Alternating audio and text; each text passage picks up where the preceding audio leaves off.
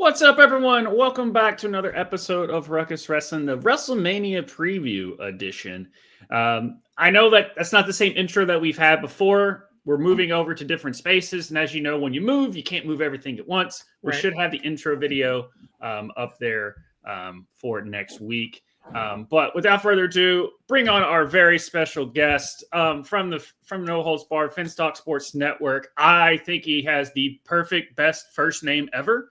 Just bias aside, on that, we'll bring in the one only Josh Kimmel. Welcome to the show. Thank you so much for joining us. How's so as far as special goes, am I like on a scale of Eugene to special guest referee? Like, where am I? Where am I in this space of special? Shane Gillis.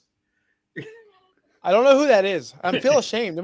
Who is this person? He's a comedian that has family in the spectrum. Okay. I'd maybe special guest referee level.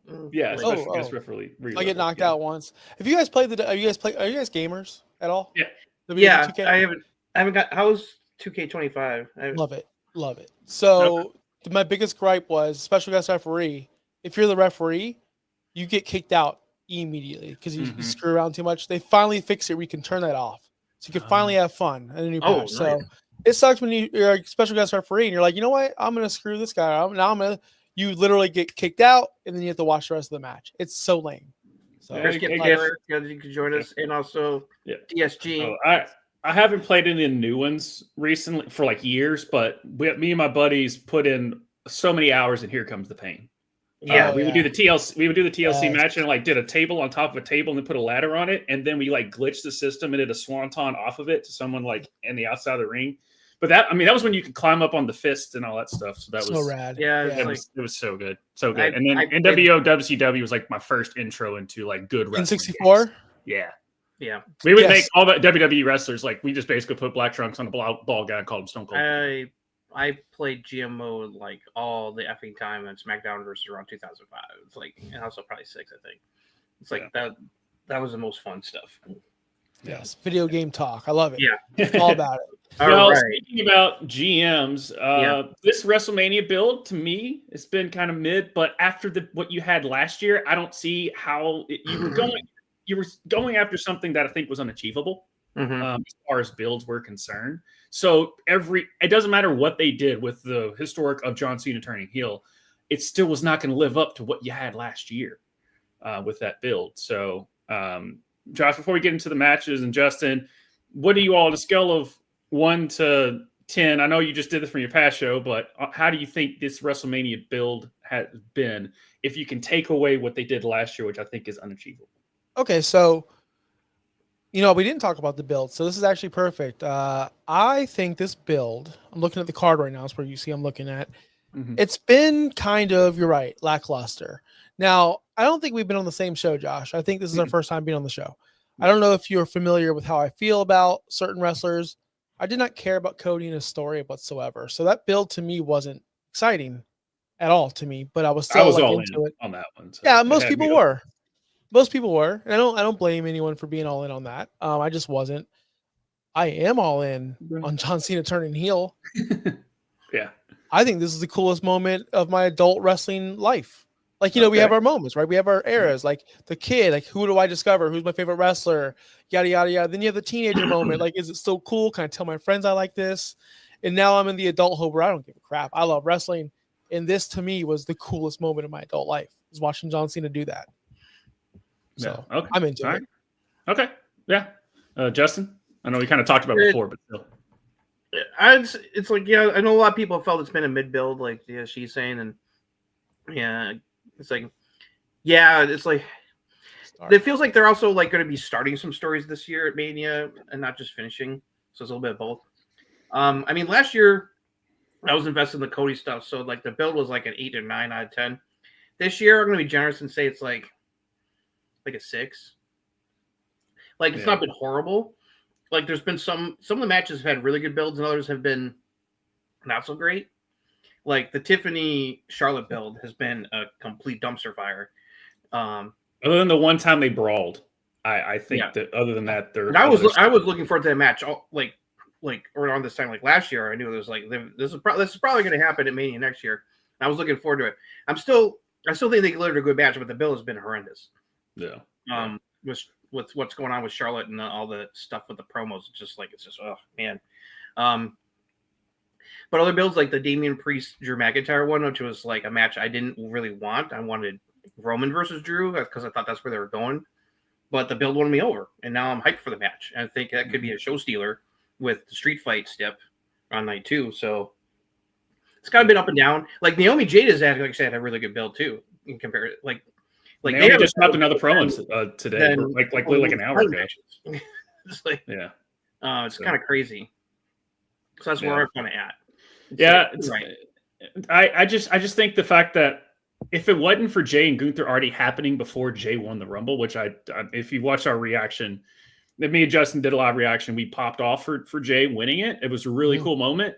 But then we realized, like, wait, we've already had this like 2 weeks ago. And like Gunther even said during the thing, he's like, I've already beat you 4 times. And that's kind of, they put themselves into a corner in that, but you can't deny what Jay is where he is as over as he is. It doesn't matter if you think he was, which to me, him and his brother had the worst wrestling match I can remember last year, as far as Mania. But you can't deny what Jay is doing and how over he is, and you have to put him in that spot. And Gunther deserves to be in that spot. I wish it was like CM Punk or something, as far as just 2 guys going at it. But just because they were having to do something that it was a tough hill to climb, because a lot of the IWC and stuff like that were like, but we already have this. How are you going to do it? They've saved a little bit of it, but Gunther has carried this build to me, because Jay really doesn't have to do much on the mic. He just has to go out there and party with the fans, and that's all he has to do. So, but he still has, but I still liked how they try to do of I'm scared of Gunther. No, but now since he beat the crap out of Jimmy, I thought that was the best. That was the best. I was like, okay, that was where you got it. That was where the build went into the next gear. Was when he destroyed Jimmy and left him a bloody mess, and just taunting Jay. It's like, help your brother, help your brother. I was like, yeah, there we go. And then Jay's promo afterwards, like where he was the I'm not afraid of you anymore. I was like, okay, so now we're cooking with gas. See, to me, Jay was great in that promo. I wish the fans would have played along and stopped eating during it, but it is what it is at this point. I think Gunther, to your point, Josh, carried that a lot, because how do we see Gunther walk in? Confident, cocky, right? Super happy, laughing, into almost of like, you saw his unraveling in his face. It's like, oh, wow, he's really acting here, and he's putting on a show where I was here with confidence, but like, oh boy, like he means business now. So Gunther did a great job there. I love that promo. I thought that was a great. Yeah. I'm into this match. I know a lot of people are down on Jay, but I'm into it. I'm into it too. Even though obviously we're not going to go, we typically do a recap of each show. We're not going to do SmackDown and Raw. And shout out to AEW. It was the best show you ever did last night in quite some time. That Dynamite was like the best they've done all year. Whoa. Are you guys stealing my gimmick where you try to sell people on AEW? No. Is this what's happening right now? TSG. Are they stealing the gimmick? No. Was it good? Should I go on Max and watch it? Because I usually No, it was Mercedes Athena was excellent, and Takeshi Ospreay was like a banger, and the main event was great. Death Riders finally like lost, and it was fucking awesome.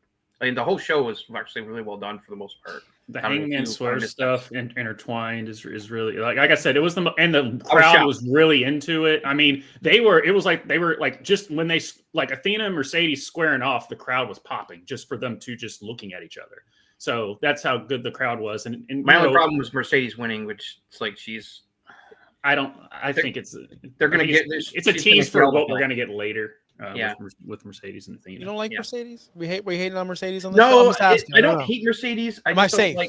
Yeah, you're safe. Okay. We're big Mercedes fans. It's just we don't like the booking right now. Should I just hide the action figures I have? It's cool. No. Like, I'm a huge fan, obviously. I'm into this Athena stuff. I'm into her doing this. It's good to keep her away from Tony. I don't think that's the match I want to see, though. I can't wait for her and Mariah May if it happens. I know I was just gushing over her on my show before this, but I think Mariah May is freaking top 3 women wrestler in the business right now. I'm a big fan. She's really good. WWE understands that. That's why the rumors are going that she's signing with them. Yeah, I know. Unfortunately, but Yeah. man, I mean, not unfortunately. I love it, but I want to see Well, Mercedes and her go. They're definitely going to try to make a play for her because she only signed a 2-year contract, which I had totally forgotten. She only signed a 2-year contract, so it's up this summer at the end of the summer. Yeah. Well, all right. Well, let's get into the match by match here. I will bring up DSG. Yeah, you thought Cena's heel turn was cooler than Hulk Hogan's heel turn? Nah. I said my adult life. Oh, there you go. See, DSG, you gotta listen. You gotta listen. I obviously didn't either because but yeah, no, that is the biggest heel turn. I mean, it changed the course of wrestling. It changed the business. Yeah, it changed the business. And also Josh, if you haven't seen it, the WrestleMania 9 on Peacock, where they showed unaired footage and stuff of that build and how they did it. I recommend that as well. Okay. As far as it's on Hogan Peacock stuff and all that, it's really good. Definitely check it out. And then I can't wait to watch all the Jay fans. But I think Jay's gonna get it, but who knows? Who knows? You never know. No, you never do. For sure. But let's get into it with the first. At least, again, ladies and gentlemen, we don't know how the card's really going to be. We just know who's going to appear on night 1, who's going to appear night 2. So we're just going to go down night 1 matches until who we know is going to be the main event, because they've been showing the CM Punk stuff forever. So that's going to end with a triple threat. Then we're going to go into night 2, which the first match here that I've got here is the Naomi Jade, which to me, I like the way they've been building this. It took forever for us to get here, but we got there. I think, to me, Jade is still a little green, more green than I was expecting her to be at this point in her career when she came over, because they've invested in all that. But also, too, I'm excited for Naomi because they're putting the ball in her court to make this amazing, and I think they can pull it off on that. So. Josh? I'm just looking at Jade. She's so seductive. I'm sorry. Like, she's an amazing woman. I've seen, how many wrestlers can you guys say you've seen all of their matches? You're looking at one of them. If you've watched AEW, like I know we have. Yeah. Jade Cargill, right? We've seen all of her matches, literally all of them. She's improved a lot, but it's not there for me yet. And I complain about this a lot with her. I don't think she's a person that can go long matches and have interesting matches. I think she's a squash match kind of person, which is great. There's room for that in wrestling. She's amazing. I love what they're doing with her. Naomi, this is what I wanted to see from day one. I complained so much. I'm like, she did so much work in TNA to build her name up, and she's losing in Elimination Chamber matches to Tiffy Stratton like on night 1. Right. What are we doing? So I was really upset that they did that to her right away. They pretty much buried her, I felt like. But now she's finally getting her spot. I'm into it. I've been complaining about this match a lot, Josh, because I wanted to see Bianca. I want to get there. I just want to rush to Bianca. I know we have to wait. I know this is a stepping stone to make Jade look like she could at least compete against Bianca, because she's never really showed that in WWE. She's already got pinned in WWE. She's already been. Who did she lose to? Was it Liv? Yeah. Liv beat her. Yeah, I mean that's really rare for someone like her with her look and her, like, I guess, prospect to already take a loss. Like Braun Breaker hasn't lost. Yeah, he has. Yeah, he has. Sorry, Sammy. Yeah. Sorry, Fatu hasn't lost. That's what I was trying to think of. Jacob Fatu hasn't lost yet. He's been there for a while. Has he taken a loss? A pinfall? Yeah. Didn't Jay beat didn't Jay beat Braun for the Intercontinental, and then Braun won it back? Yes. Yeah. Yeah, because wait, Jay? Sammy did. Yeah, Sammy did that. No. Braun beat Sammy, and then Jay beat Braun to get the IC for like a hot minute. Because remember, he had the title for like 4 days, and then Braun lost won back. The first time to Sammy, and then he won at SummerSlam to take the title. Then he lost to Jay, and then won it back from Jay. Yeah, that's weird. Yeah, so he's been pinned. Yeah. It's only Jake got fat too. Anyway, my point is I don't think Jade's going to get pinned here anytime soon. No. And you have to keep her strong versus Bianca, I think.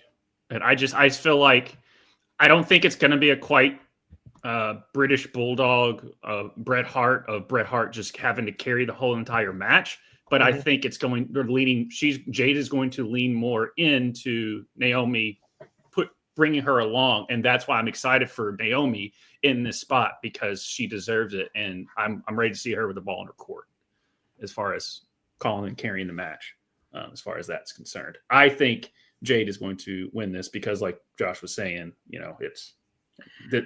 What are we doing here if you're pinning her, Justin? Well, this is this belongs perfectly to my pick here. Jade can afford to lose this match and can keep the feud going for a little while. So that's why I'm going to go with Naomi. Because if she wins this, then the feud is pretty much over. And it's right. I don't think they're ready to have Bianca and Jade happen just yet. But Jade's within the right kind of person to help carry her to a good match in Naomi. Naomi's been killing it with the heel promo work. It's been absolutely fantastic. I love the whole caution stuff. Her whole new look. It's awesome. She's been killing the mic with her attitude. So I think Jade can afford to take a loss and keep the feud going, and then they can have a rematch at Backlash. It's like, so I'll go against the grain, and I'm going to take Naomi in this one. Okay. And speaking of Backlash, they already released a poster. I don't know if either one you saw it, and it's Randy Orton. So that makes sense. Shocking. Because he's unfortunately not going to be on WrestleMania. So, so there you go. Going to the next one here. I did not think I was going to like this El Grande Americano gimmick at all. And damn it if I'm not all in on it. Obviously, I think El Grande is going to win just because he's Chad Gable. And it's been working as far as I can tell. And freaking Rey Mysterio can do no wrong. I mean, hell, the match against one of the Creed, was it Justice Creed? Julius. Sorry. I knew it was a J name. I just know him as Creed brothers. I'm still getting used to them individually. But Julius, I mean, even Ray was doing some stuff at 50 that I'm like, you still got that in the bag?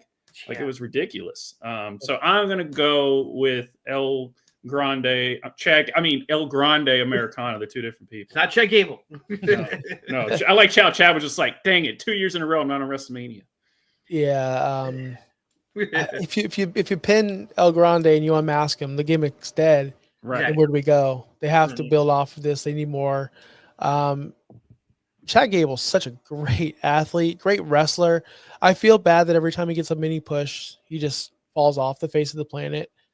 It's about time we do something with this, and I love it. Yeah, keep it going. Ray doesn't need a win here. Dragon Lee needs to be the one to unmask.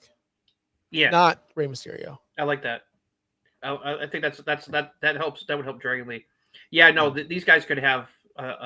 They could try to steal a show with this match. Julius Creed, when he goes single, is going to be a great single star. He's got all the tools. Yeah. I agree. El Grande can't afford to lose because then it's like, then where is it going to go from there? It's like him beating Ray at Mania is better for him. Ray can afford a loss at Mania at this point. I mean, it's like he's done so much in his career already. It's like, so yeah, I'm going with El Grande Americano. I didn't think I would like this whole thing, this storyline, but it's tongue in cheek and it's hilarious. Like the Gulf of America stuff, it's like the whole fake like history video package. Right. I love how Ray Dragon were like, that's bullshit. It's like, that's not even true. It's so crazy how we've done this type of gimmick before, which is, the Hulk Hogan, I forget exactly what they call him. Mr. America. And that was kind of blah, mainly because Vince was involved and it was just boring. And then the other one was the Ezekiel Elias thing, which Kevin Owens made that into something. This was the first one where it's actually worked for me. Hopefully they'll get at least 15 minutes. Yeah. Ever since they went to two nights, and the way Triple H likes to do with his cards, I just don't. At least 7 a night, 7 matches a night. Yeah, so I don't see how you don't give each match at least 10 minutes. Yeah, this should get at least 15. Especially these 20. Two guys, you've got to give them more than 10. Yeah, I'm trying to think of more gimmicks, by the way, where it's like the same person playing the same role, or the same person playing different roles. I'm trying to think if that worked ever. Yeah, Mick Foley, he did it 3 times in one round. Yeah, Mick Foley, but there was a period where Mick was interchanging between all 3 of his personas. That worked, of course, but it will. I don't know. Like you said with the Zeke, yeah. And Elias. Or Elias and Elijah. Right. All right. All right. My new favorite wrestler. I know why they kept him back. Because he's way better than Solo in every single metric in my mind. And I can't believe I'm saying that because I've been following LA Knight since he was Eli Drake in the TNA days, where I was like, this dude's a star. I don't know why he's not being signed yet. Oh, because he's 38. Oh, shut up. You can't deny his. And then they try to make him, Max Dupree and all that other bullshit. So I expect there would be shenanigans here. And Jacob will finally take a pin for the first time. And it's because of Solo or Tama or Tonga Loa probably botching his run in, but he's still going to make it work. This is my first match of this card that I expect shenanigans actually happening. Oh, yeah. And LA coming out the victor. I wouldn't be mad either way, as long as shenanigan reasons why Jacob fought too, because we were thinking it was going to be Solo, and I guess he just didn't feel like it was right yet. So I'm going to go with LA Knight because of shenanigans, as much as it pains me, because Jacob Fatu is like my new favorite guy on the roster. Man, I just don't see Jacob Fatu losing. LA Knight is such an afterthought these days, unfortunately. How dare you? Unfortunately, he is, though. He is. You have a point, but I still say, how dare you? I trust me, I love LA Knight. LA Knight's great, but he needs Jacob Fatu. Needs that title to carry around while Solo's getting jealous. Mm-hmm. We need that. We need it. Point. I like that. It's the only way the future. And LA Knight keeps the championship. What's he do? How many more? There's not enough heels, mid-card heels for him. He's already gone through them all. He's gone through Carmelo Hayes. He's gone through, if he beats Jacob Fatu, like this is the pinnacle of the heel mid-card right now. This is the top of the top. So you can't go anywhere else but down. So that's the reason, for reasons why sometimes we just need a switch. The prop needs to go to the heel because the babyface already beat you. This is that situation. Yeah. Now the heel needs to beat up some baby faces. So that's where I see it going. Jacob Fatu, plus the story's there. Mm-hmm. Jealousy. Yeah. Jealousy from Solo. It's right there. Yeah, this is hard because I love both these guys. I love Jacob Fatu. But he does not love Solo anymore. And it's they're clearly building toward a split there. And it's going to be interesting to see where the Tongans are, who's they going to side with when the split happens. Yeah, it's like it'd be weird if LA just dropped the title just after he finally got back from Nakamura. I'm kind of leaning toward LA Knight retaining because of shenanigans. Like Solo could accidentally cause like him to get pinned or disqualified by trying to help him and screw up like he's done recently. But it's like Josh makes a compelling argument for Jacob winning this match. There's not a lot of too many other like good heels in the mid card right now on SmackDown that I can think of outside of like Legado when they're in the tag scene. Is Solo, because like Drew and Priest are kind of like in the upper mid card to world title level right now. So I'm gonna lean for now LA Knight, but I will not be surprised if Jacob wins the title. But it's like I'm gonna slightly lean toward LA Knight retaining because of Solo Sikoa fuck up. Let me ask you this before we move on. I'm gonna ask you guys something because you guys will know more than I. The NFL draft is 1 week away. I know they want to copy sports really bad, like they do, and I'm okay with it. I'm actually I like the way they do the draft now. The way they did the draft back then sucked. So, with that being said, is it draft season? Maybe we see a fresh new batch of mid-card heels come in, and that's how LA Knight can retain. And now we see LA Knight versus a whole new batch of guys that we didn't have because they were on Raw. Yeah. So see, like Ethan Page and other people get called up from NXT. Ethan, when you were going through the batch, I'm like, and this is why Ethan Page is going to get called up so quick. Is because he's exactly what the Hill mid-card needs is an Ethan Page type guy. Justin and I talked about like of this batch, and we think it should just be an NXT call up draft and not just this other, because you have the draft and then they just did the transfer window and all, because they try to get. I think it would be better if they did it like this is like this is an NXT draft. We're drafted from NXT only. Right. Kind of, like that would, I think, would work better. It'd be more interesting because, like, okay, who's gonna go where? It's like right. They're not going to do like this SmackDown person gets drafted to NXT because that just demeans the character. So and plus, not do that. The champions are not going to get traded. They did that last year, so that, like there's no drama. It's like the champions are going to stay where they are. And it's like so that takes them out of the draft pool. So we basically have come to the conclusion of definitively that these people will be called up. Roxanne, Ethan, Trick. Those are like the three that we're like, yes, definitely those three will be probably Fraxium if they lose. Probably Fraxium. They try to tease the whole them breaking up for like you thought them teasing Judgment Day was breaking up was long. Fraxium being teased to breaking up. They've been teased to break up since almost the beginning. Wow. Yeah. So I'm not an NXT viewer. I want to be so bad because I'm a huge Ricky Starks fan. Saints. Yes. I'm not used to that, and I won't get used to it. I'll get used to it when he's on the main roster, and that's all right. I still call him Edge. I don't call him Cope. Right. I just want to see Ricky Saints on my TV, and I don't want to waste. No offense to anyone that likes NXT. I feel like wrestling is on Monday, Tuesday, Wednesday, Friday, PLEs. Like, I'm sorry, Tuesdays are for my baseball, my hockey. But I want to see Ricky Saints so bad. Like, really do. So call him up, man. He's ready. I'm sorry. Yeah. I don't know if he is or not. It's the thing that NXT, so with where NXT was, like the women's, it is the best women's division in all of wrestling to me. And me and the women's division is carrying NXT right now, which it used to be the other way around. Like the NXT women's division was always solid, but right now it's like it's probably the most loaded it's ever been, since like the Horsewoman Asuka era.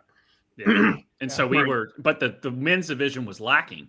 And so when Ricky showed up, we're like, as much as I'd love Ricky on the main roster, because I think he's a 5-tool player when it comes to a wrestler, they needed Ricky. And Ricky's young enough. It's not, I know he's in his 30s, but he's still young enough to where he still can go to the main roster, after a year or so, and you can get with the LFG, which I'm not a big fan of that show, but you at least can still get other talent in and have Ricky there kind of holding the division with Obafemi and all them, because Obafemi's a star. I don't know if you ever watched. Yeah, they already put the North American title on Ricky, so he's already a champion. I saw that. Obafemi, by the way, is my tag team champion in WWE 2K Universe. Nice. I tagged him up with Otis. They're called I forgot what they're called, but they're called something cool. Two big men. I've never seen Obafemi wrestle though. Never in my life. Yeah, because right now, with Trick leaving, other than Oba, Ricky, and probably like Wesley, and it's like the men's side isn't as deep as like the women are. Like Julia, Stephanie Vecker, and Jordan Grace could go to the main roster after Mania, and the women's roster down there is still loaded. Oh. It's like that's how stacked it is right now. Stephanie Vecker is your favorite women's wrestler's favorite wrestler. Yeah, that's how good she is to me. I've seen her wrestle. Yeah, that's the thing. If you want to, women wrestle, it's just I want to see them on the main roster. Right. So if you want to see a good Obafemi match, watch him and Moose. Okay. Yeah, that's a really good one. Yeah, the roadblock match that was awesome. Yeah, that's all right. All right, let's move on to the next match. Okay, so it should be the New Day because the War Raiders have tried and it's just not working. To me, yes, in my eyes, and the New Day is the New Day. Like that, you can give them a paper bag, and they'd still win me over on it. So that's just to keep it short. It's the New Day because, unfortunately, as much as I like the War Raiders, especially in the ROH days, where they were the War Machine and they were going at it with the Young Bucks and all of that, which really highlighted them. You can tell the injuries have harpened them a little bit. They just don't have as much go in them, and the crowd is just not behind them as much, and they cut the same promo every single time. Right. They like them, but they're not like into them like Jey Uso like level. You're right. But I'll keep it short before we get to John. I also agree. I think this is an easy call. Put the belts on the New Day. That it's like they with the heel work they're doing right now. I want to see heel New Day as champs run, run the division, be a top division for a while because they can do some great work. I want to see New Day win as well. I do. There's always some crazy things or some dumb things or illogical things that happen at WrestleMania, and I do think the War Raiders are going to retain for some reason because I don't think Triple H is ready to get rid of his favorite tag team.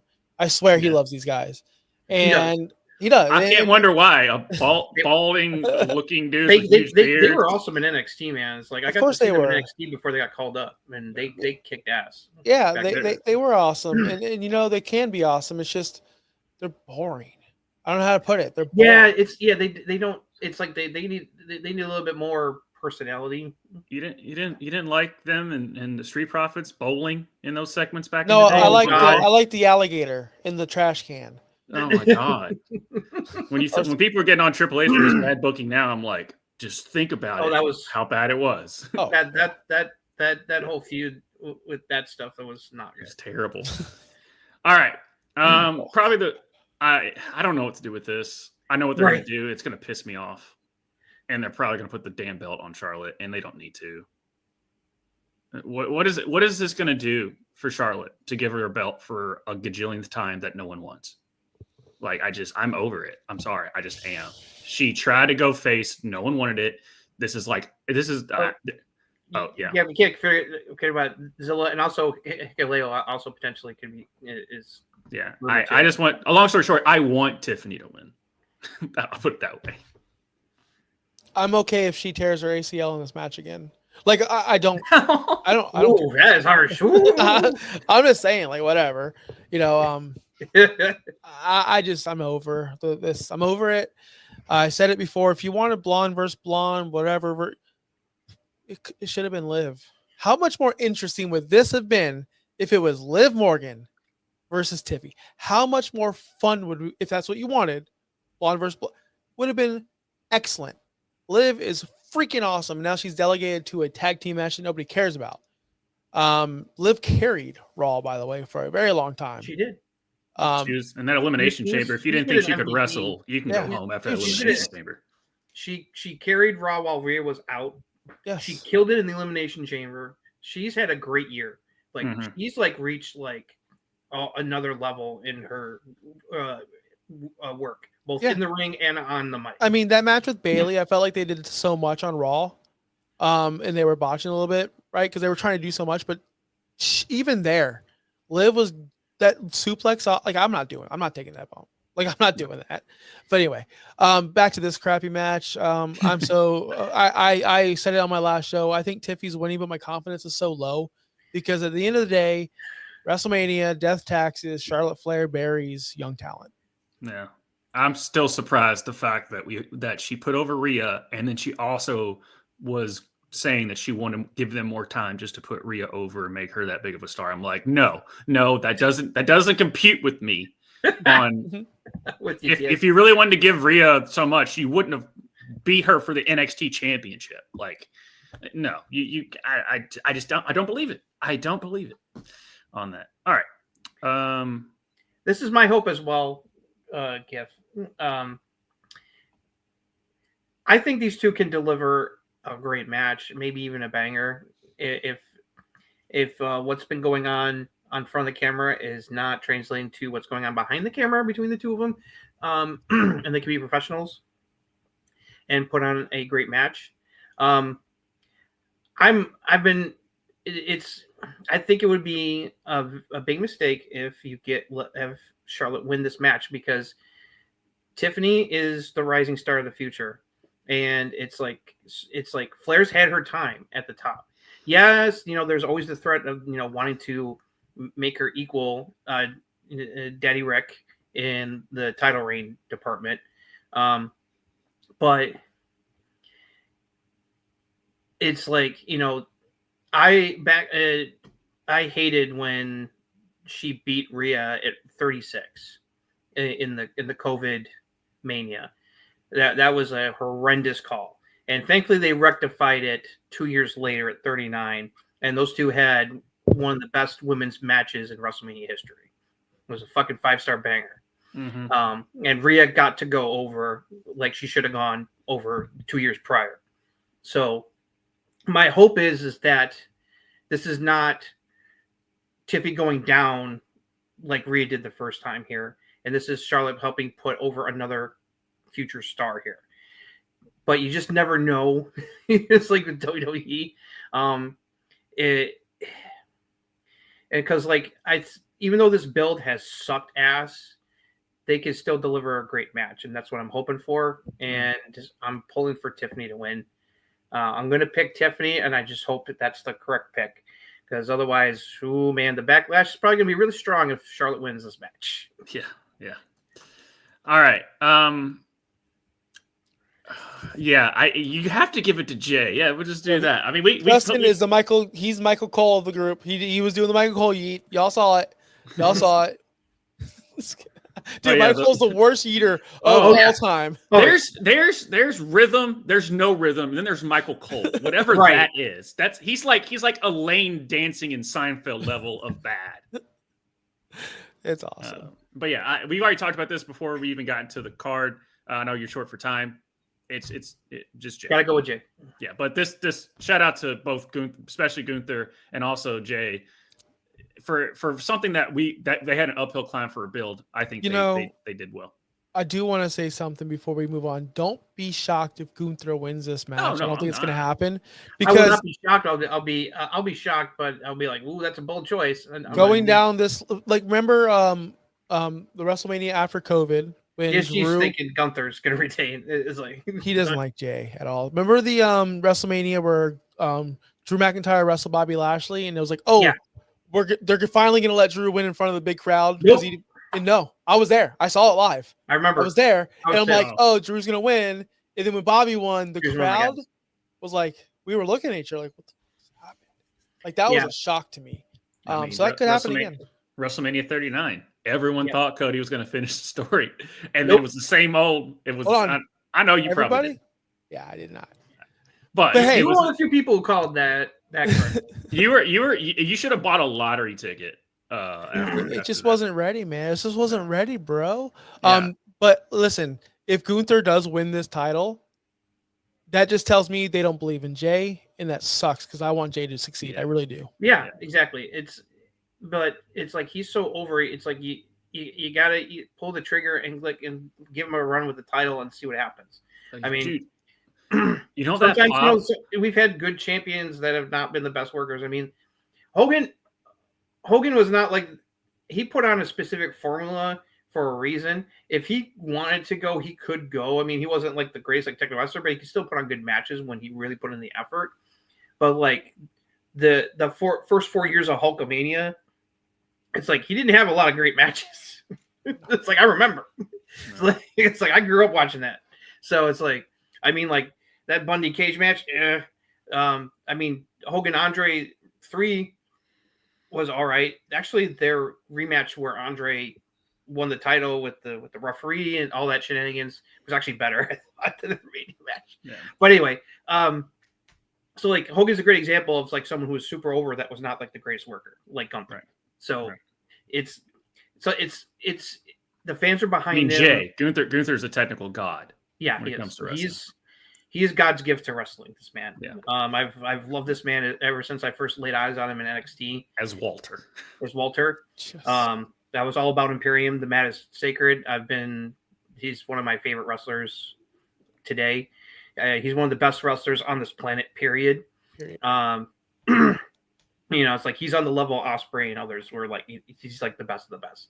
Yeah. And him and Ospreay did have a match before Gunther went to WWE. You could find on YouTube. It's just a banger as you would expect between Ospreay and Gunther. It's like it's awesome. Yeah. But yeah, I'm still gonna go with Jay winning this. Even though it's not the main event, this should open the show.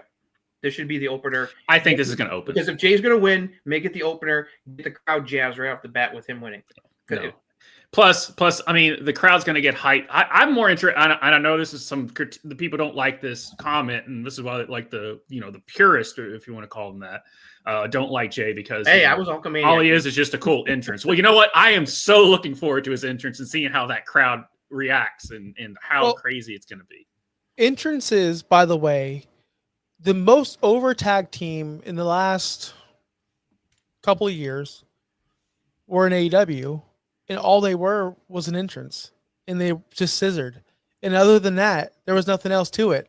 If it works, it works. DSG, Exactly. Stop being a hater, bro. Exactly. Guess what happened? That entrance died, and they died with it. Yeah. Unfortunately.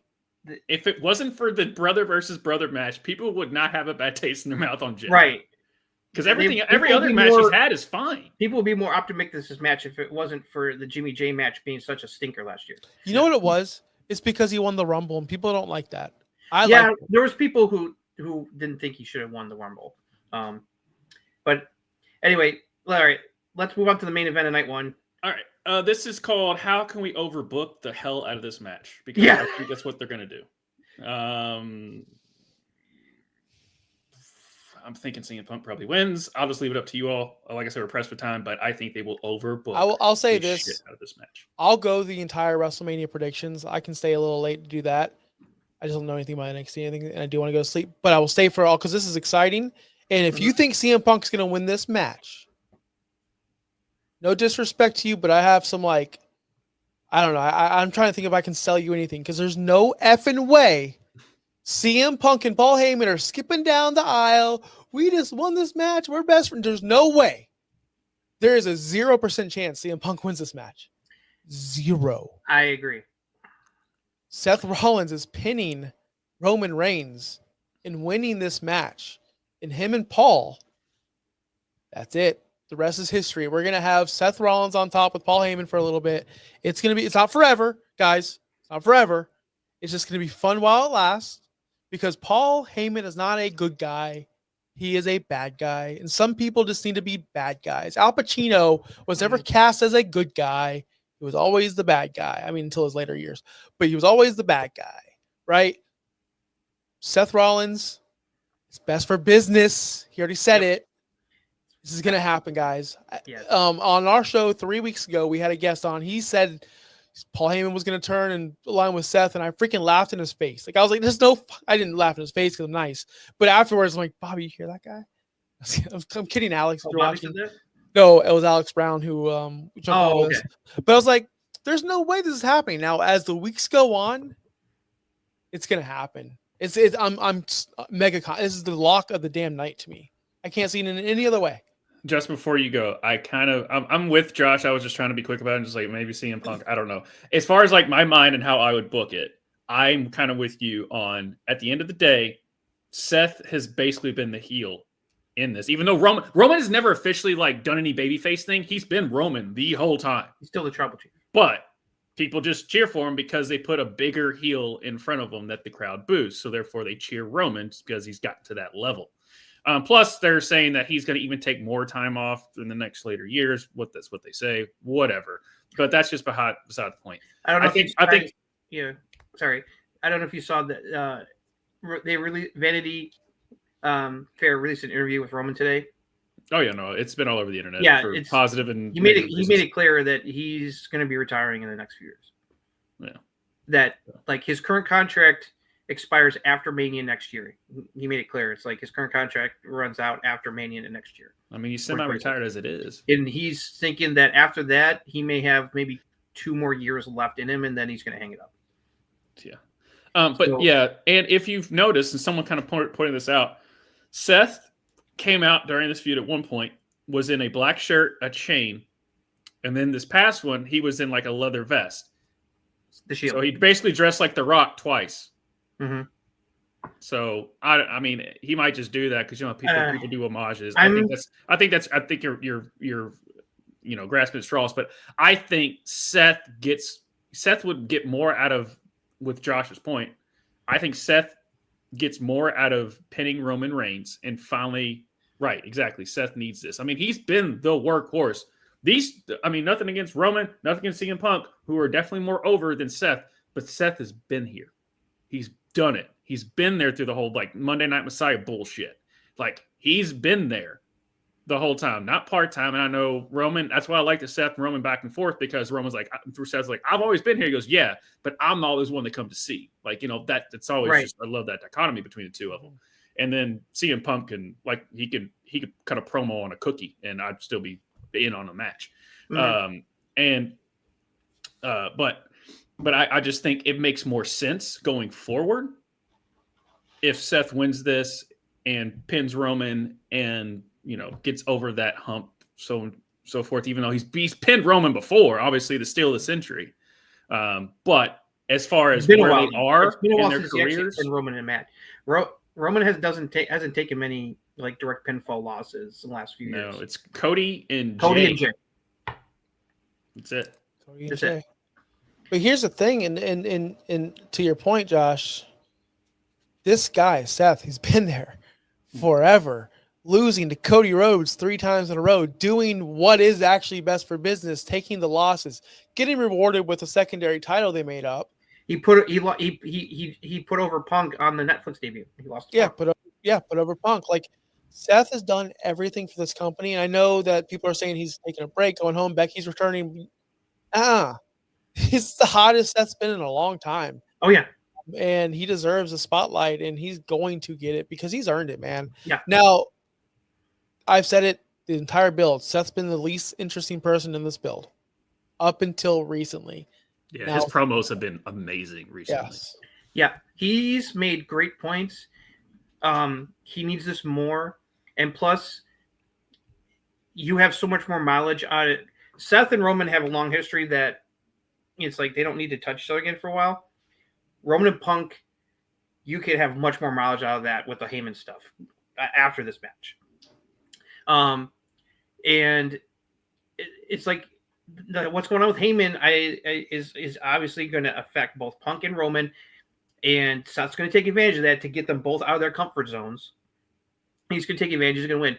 I think he's going to pin Punk to get his win back from the Netflix debut, because I think they're still going to want to protect Roman a bit. Where it's like he's not going to win the match, but he's not going to get pinned. Okay. But he could pin Roman. He could. He's done before.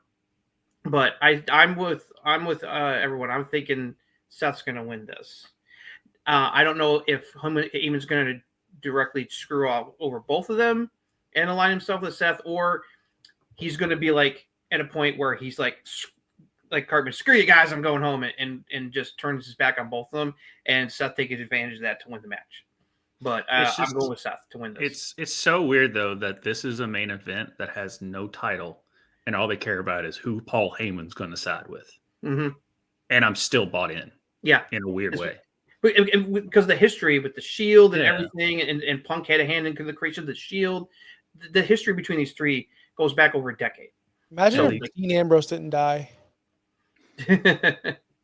Oh yeah, on the spike bat or whatever the hell it was. And plus, one more thing, and Seth probably gave a point about how about Heyman. It's like you can't 100% trust Heyman. What do you do to Brock? Stabbed in the back, sided with Big Show. He stabbed Punk in the back. He stabbed Lesnar in the back again. Roman, remember when Brock came back and was feuding with Roman, and Roman thought that Heyman was going to siding with Brock over him and kicked him out of the bloodline for a bit. He went back to Brock's side for a bit before stabbing Brock in the back again and showing that he was loyal to Roman. So it's like, as much as Punk talks about their friendship, it's like Heyman has a habit of stabbing his boys, his Paul Heyman guys in the back when they least expect it. Yeah, so, I mean, he stabbed all the ECW wrestlers because he still owes them $12 million. So it's like, it's like Punk. Well, Roman's kind of wise to it, but I think Punk's forgotten that, and so it's like where he thinks that, hey, everything's cool. He's not gonna screw me over. It's like no, it's like watch out, Punk. Yeah. So, but that being said, I know I was giving shit to Paul. No, Paul's my GOAT. I was too young and got into wrestling too young. Heyman's done a great job at helping the build with this match with his promo work.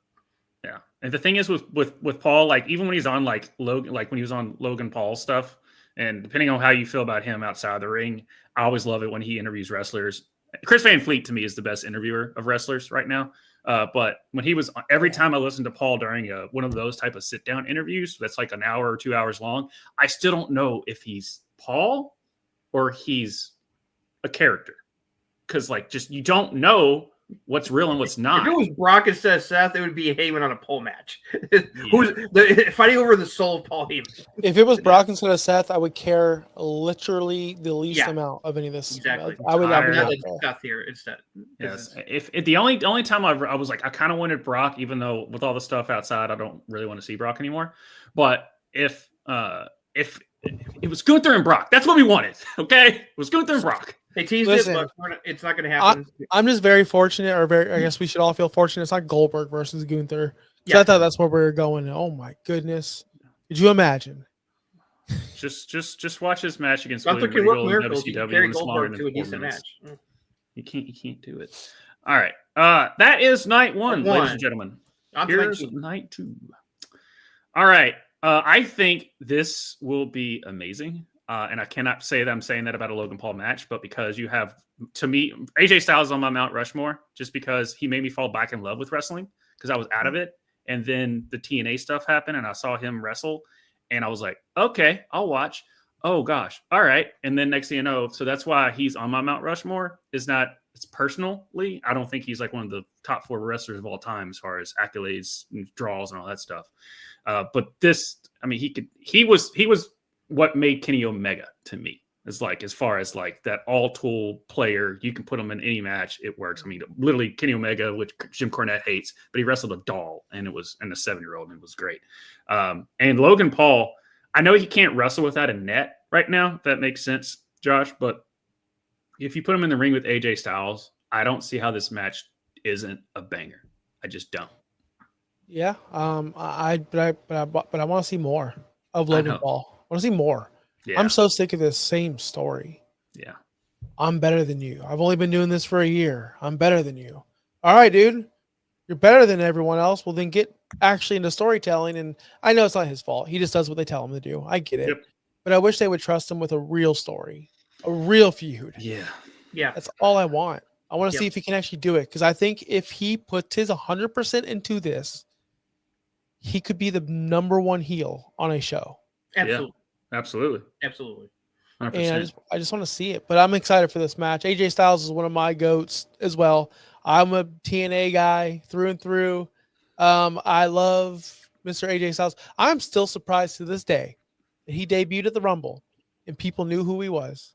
Yeah. I am so shocked at that. And I'm so happy for him for that. So I love AJ Styles. It shows you his reputation and star power. That's why. AJ is one of my goats, one of my favorites. He was the reason I ended up started watching TNA. Him, Christopher Daniels, Samoa Joe, the X Division, that era was the shit. The best. I recently rewatched the Unbreakable 2005 Triple Threat between AJ, Daniels, and Samoa Joe. That match is still fucking amazing. Mm-hmm. One of the best triple threat matches of all time in wrestling. So when AJ puts on his working boots, you can get a banger. And Logan Paul, where you think of him outside the ring, he's shown that he can go in the ring too. So this could be a sleeper banger for night 2. This is a match that could steal the show. And there's another one I think it could steal the show, but I think this match is going to kick ass. I think I'm going to go with AJ because he just came back and could use a win. Well, I'm going to go with Logan because he hasn't won a WrestleMania. And it's not like it's going to hurt AJ. I mean, he's at the twilight. He's basically at kind of the end of it. I mean, he's talked about it. He's like, I'm at the end of my career. What's better than putting people over? Yeah. And it's not like it's going to be like, oh, AJ's done now. He can never do it again. Like, whereas Logan, he's going to be like, if like Josh said, I mean, it's minute, but you can at least build off of it. It's like, I beat AJ Styles, a 2-time WWE, blah, blah, blah, blah, blah. Like, he can at least do something different, you know. The only thing is, I would love to see AJ win, but I think Logan's going to win. I'm so sick of he beat this person, so therefore we must take him credible or as a credible person.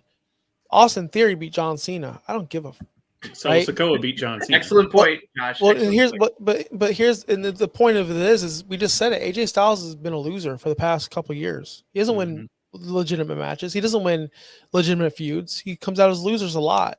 And if Logan Paul beat AJ Styles, yeah, he beat AJ Styles, but he beat a washed AJ Styles. If you watch football and you beat Aaron Rodgers this year, who gives a crap, dude?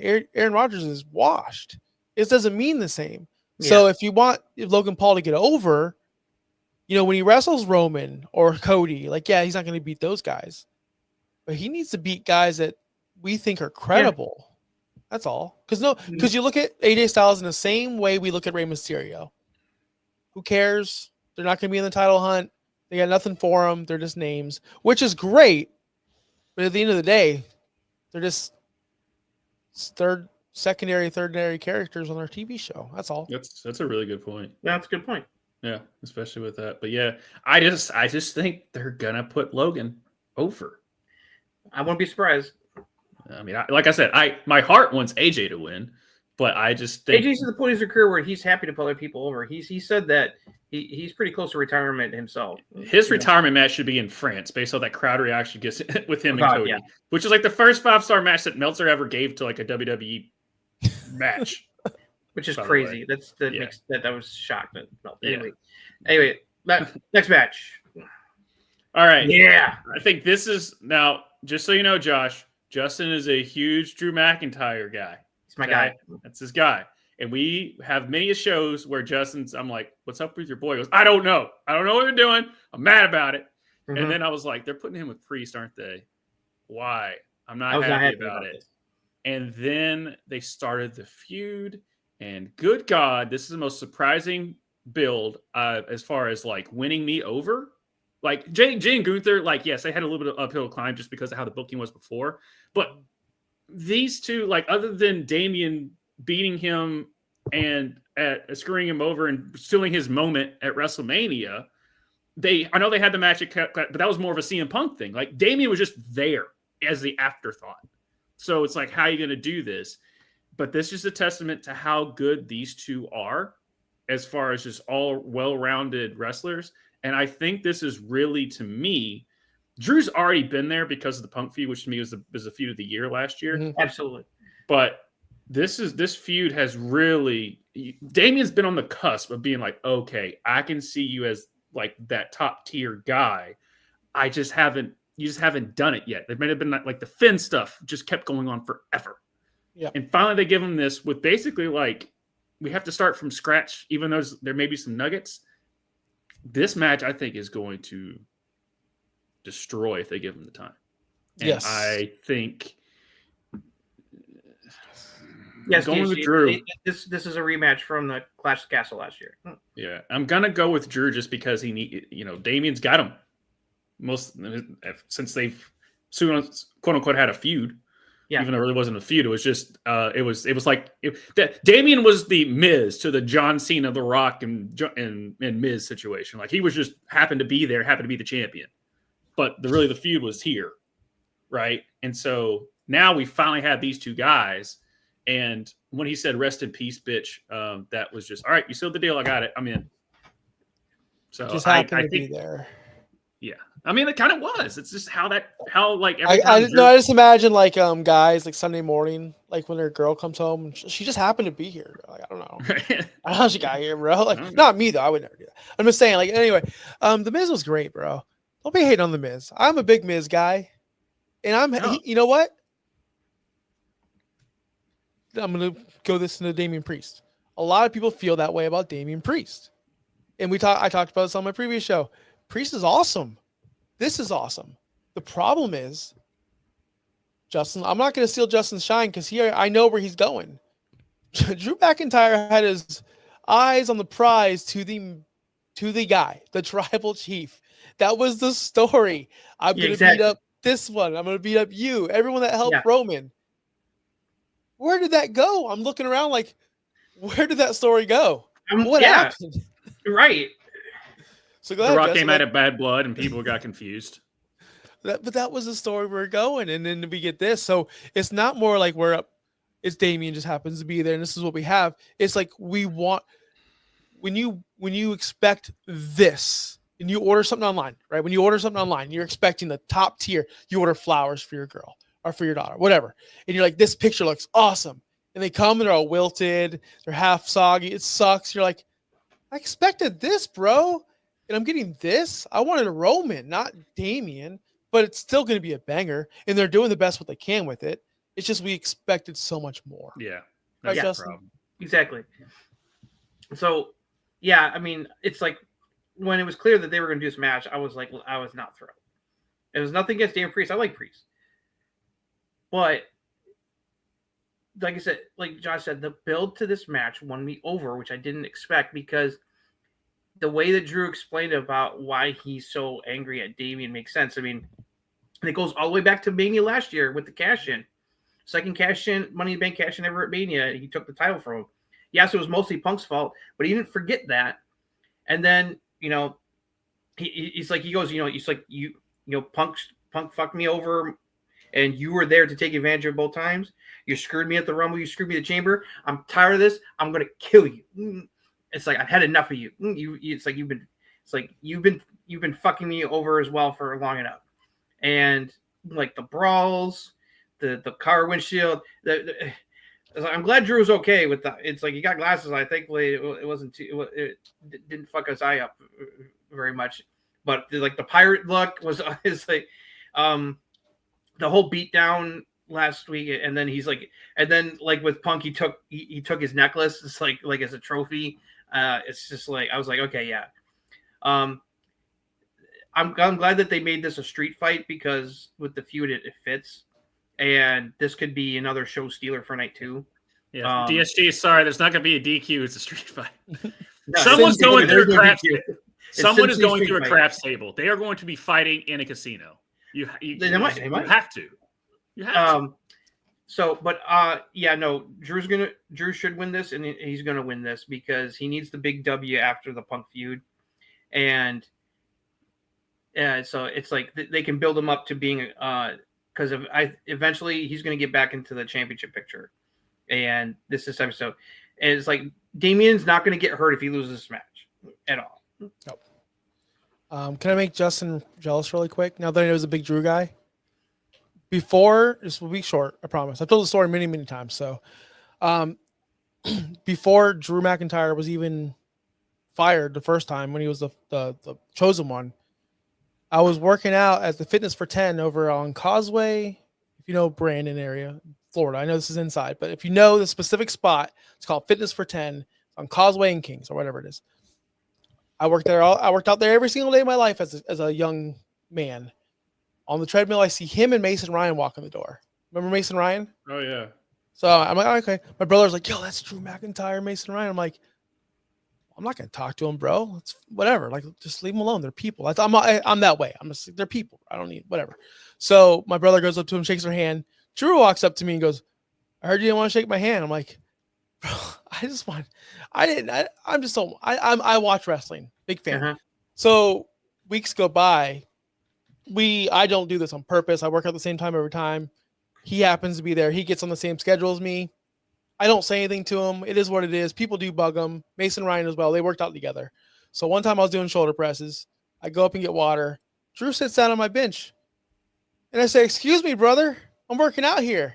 And he goes, do you mind if I work in? I'm like, of course you can work in, dude. Sure. We're both doing shoulders. He picks up like 100-pound dumbbells. No lie. 100-pound dumbbells on both sides. Just, I'm like in my 40s. I'm like, come on, bro. We worked out together. Like, not like, hey, meet me here at this time, but we would work out together for 3 weeks. Never saw him again after that 3 weeks. I was so mad. I'm like, I'm going to be a professional wrestler. But it was 3 weeks of awesome goal. I'll never match that again in my life. I peaked at like 23 years old. That's awesome, dude. Yeah. But yeah, anyway, cool. We can go on to the next match. Yeah. I think Drew's winning this match as well. Yeah. Yeah. No, I guess there's like meeting wrestlers, having a cool moment with them. I was on, because I'm here in Nashville, and I was on Broadway, and I was getting ready to walk into Kid Rock's at the time, and I like go to the line, and I see a Nia Jax, and so I was like, and I just looked at, I was like, you were awesome, because I was, had a couple in me, so I was having a good time, and I just looked at, I was like, you were awesome, and she was like, I guess her friend was like, you know who she is? I'm like, yeah, this is Nia Jax. This is right when her first run, like right when she came out of NXT. And all that. And I was like, you're awesome. And she was like, yeah, thanks, blah, blah, blah. And so she just she's like, yeah, you can just roll, because it was like a long line. She goes, hey, just hang out with us and walk in with us, because they were like almost at the bar. And so I was like, all right, cool. And I was like, man, it's kind of packed here. She goes, don't worry, I got your back. And I mean, because she's not small. Oh, she's not? Okay. No, she is not small. I know the television might show it that she's not small, but no, I could say personally, I'm a big old 5'8" skinny dude. She is all of 5'10" or so. Wow. So yeah, but that was a cool interaction there. All right, this I know I've caught a bit of your show, and you think, Josh, and you think this is going to steal night 2. All I gotta say, put your hands up, right? Get on that roller coaster and let's just go. I've said it. Canadian destroyers. I want to see spears. I want to see tables. I want to see everything. I don't care about Finn Balor and Dom and their little stuff. I don't want any. I know it's going to be there, but I want mayhem. I want chaos. I want Braun Breaker to be unleashed, and I want Dom to sneak away with his title because that's what's best for this match, best for that title, I think, and best for Dom's. Justin probably hears mistake. I say this all the time. Josh, do you consider Dominic Mysterio a main character on Monday Night Raw? Like a main character? Yes. He is. He's not the predominant wrestler. He just got the big muscles, but he's a main character. He deserves a freaking title, man, for everything he's done. He's so underrated. There was a time in my younger, naive AEW days where I said, man, Hook is just right here, and Dom is so here. Why is Hook so much better? And I'm like, why is Hook still here? And Dom is right. I can't even reach high enough. Dom is so freaking good. Put the title on Dom and let's have fun for a couple months. That's what I say. I will. Yeah. So as far as Dom, another guy we know, and he's huge, wrestling historian, Aaron Turner. When he debuted with his dad and the cookie cutter, what the crap we doing? This is nepotism, blah, blah, blah, blah, blah. He was like, no, that was his hot take of no, Dominic Mysterio is the guy. And people were like, oh, you're crazy, on his show. And people were like, oh my God, you're crazy, you're crazy. And he's just now, because they stopped their show, but last year, he's like, who's the dummy now? I told you, Dominic Mysterio was this. And it was all of him just, Finn told the story on a podcast once when Dom joined the group, and it was their first promo of Dominic with the group with Rhea and Damian and Finn and Dom, the best iteration of the Judgment Day, which I don't think is arguable. But he went to Dom and he was like, all right, Dom, we're going to do this. And Dom was like, yeah, don't worry, I got it. And he was like, what? He was like, this is going to suck. We're going to be terrible. And he goes, and Dom was like, no, I got it. Just what do you want? Oh, you want me those couple beats? Okay, cool. And they go out there, and as soon as Dom puts that mic and the boos come, he goes, oh, we're gonna make some money. And that's what Finn was saying. I remember that. It's Finn knew. Cool. But I think to basically just what Josh said, I want everything. I just cross my fingers that Penta doesn't botch, because him and Rey Phoenix, not Rey Mysterio, but him and Rey, unfortunately, with the way their moveset is, it's just susceptible to that. I just hope there's no botches, or at least if there's a botch, it's not terrible when it comes to the spots that they're going to do, because there's going to be some awesome spots. But I think, and this is not the first singles title in WWE that Dom has won. He did technically win the NXT North American title for a moment. But as far as the main roster singles, this is the time to put it on Dom, because then you can really progress stories. Braun can start going after Jey Uso, because that's where I think that's going to go. So the next feud would logically be, obviously Gunther's not going away, but Braun's going to start going after Jey at that point. And then Penta has been blowing it out of the water as far as debuts go out of AEW, especially when they had to pivot because of the Rey Fenix contract situation. But I just think it just makes so much logical sense of where you can go from here with Dominic winning. Interesting. Braun straight to Jey. Yeah, I'm in the camp that I'm thinking Dom's going to steal this, and that's going to lead to the final breakup of the Judgment Day, because Finn's going to be all betrayed. It's especially if he steals the pin from him, or he even pins Finn, which would be even more of an insult. Because Braun could lose this title without getting pinned in this match. So Strongly disagree, DSG. Strongly disagree. It's like he is very over with what his work he's done as a heel. Let's imagine that he's going to get when he's Intercontinental Champion. Yeah. Because Braun is ready to go into the world title scene. So, and plus, if he loses the title here without getting pinned, that protects him. Because eventually he and Jay are probably going to collide down the line. It's like Braun is going to be a world champion within the next year. With not later this year, by next year, he's going to be world champion. They've been building him toward that. It's like he's so yeah. It's like, but I know some people are saying like it's like you can make a case for these guys winning. That's true, but I feel like Dom is the sleeper pick here that no one really is expecting to happen. That I think will happen. Where do y'all think JD McDonough fits into all this? I know he's been out injured, but I think they haven't said he's not. I think we'll see him after Mania once the split really starts. The cracks really start to get bad in the Judgment Day, especially if Dom wins this. That's going to make Finn even more angry, especially if he feels like he should have won it. Yeah, I know. That's why I brought it up. I never I just don't think about him. Well, yeah, where would he land? I think he would side with. Well, on a table hurting his ribs. That's where he was landing. What a warrior, by the way. That was insane. Oh no, that's like not to cut you off, but that's like that Triple H tearing his quad and still going through getting the walls of Jericho and all that stuff. Like Jada McDonough with a broken rib and basically his lung. I'm just like, all right, if no one gives you respect and you should at least get something out of your just through pain, then I don't know what's wrong with these booking. Like at least I watched that match. After the fact, after I knew he was injured, I knew when exactly he got injured because I saw it. So I didn't watch the match, so I watched it. I can't believe he went that long after that spot. Like he went a while. I'm like, this is crazy. Yes, I'm still up. Yes. I know DSG that Dom has an 84% losing record, but that's beside the point. Bobby over here. I don't know who that is over there, but yes, everyone knows. Everyone knows I'm tired. All right. But hey, one last thing on this, because you mentioned Braun straight to Jay. You don't think Jay's gonna get some cheeseburgers, like some just heels to beat real quick before he gets a? Because yes, beating Gunther is one thing, I get it, but then making him look legitimate to be Braun Breaker, right away. No, I'm saying like I'm not saying right away. I'm just saying that's the next. I'm not saying like. Okay, and then Jay Braun at Backlash. No, I don't think that's what's gonna happen. I think this is more of Jay and Braun at SummerSlam. Okay, that build. Fair. So fair. I'm not saying go right into it. I'm just saying like that's the next progression that he needs to do because he's kind of spinning his tires, and the only thing that you can do out of this if Braun retains is to lose it to Sheamus at some point. So Braun's winning King of the Ring then.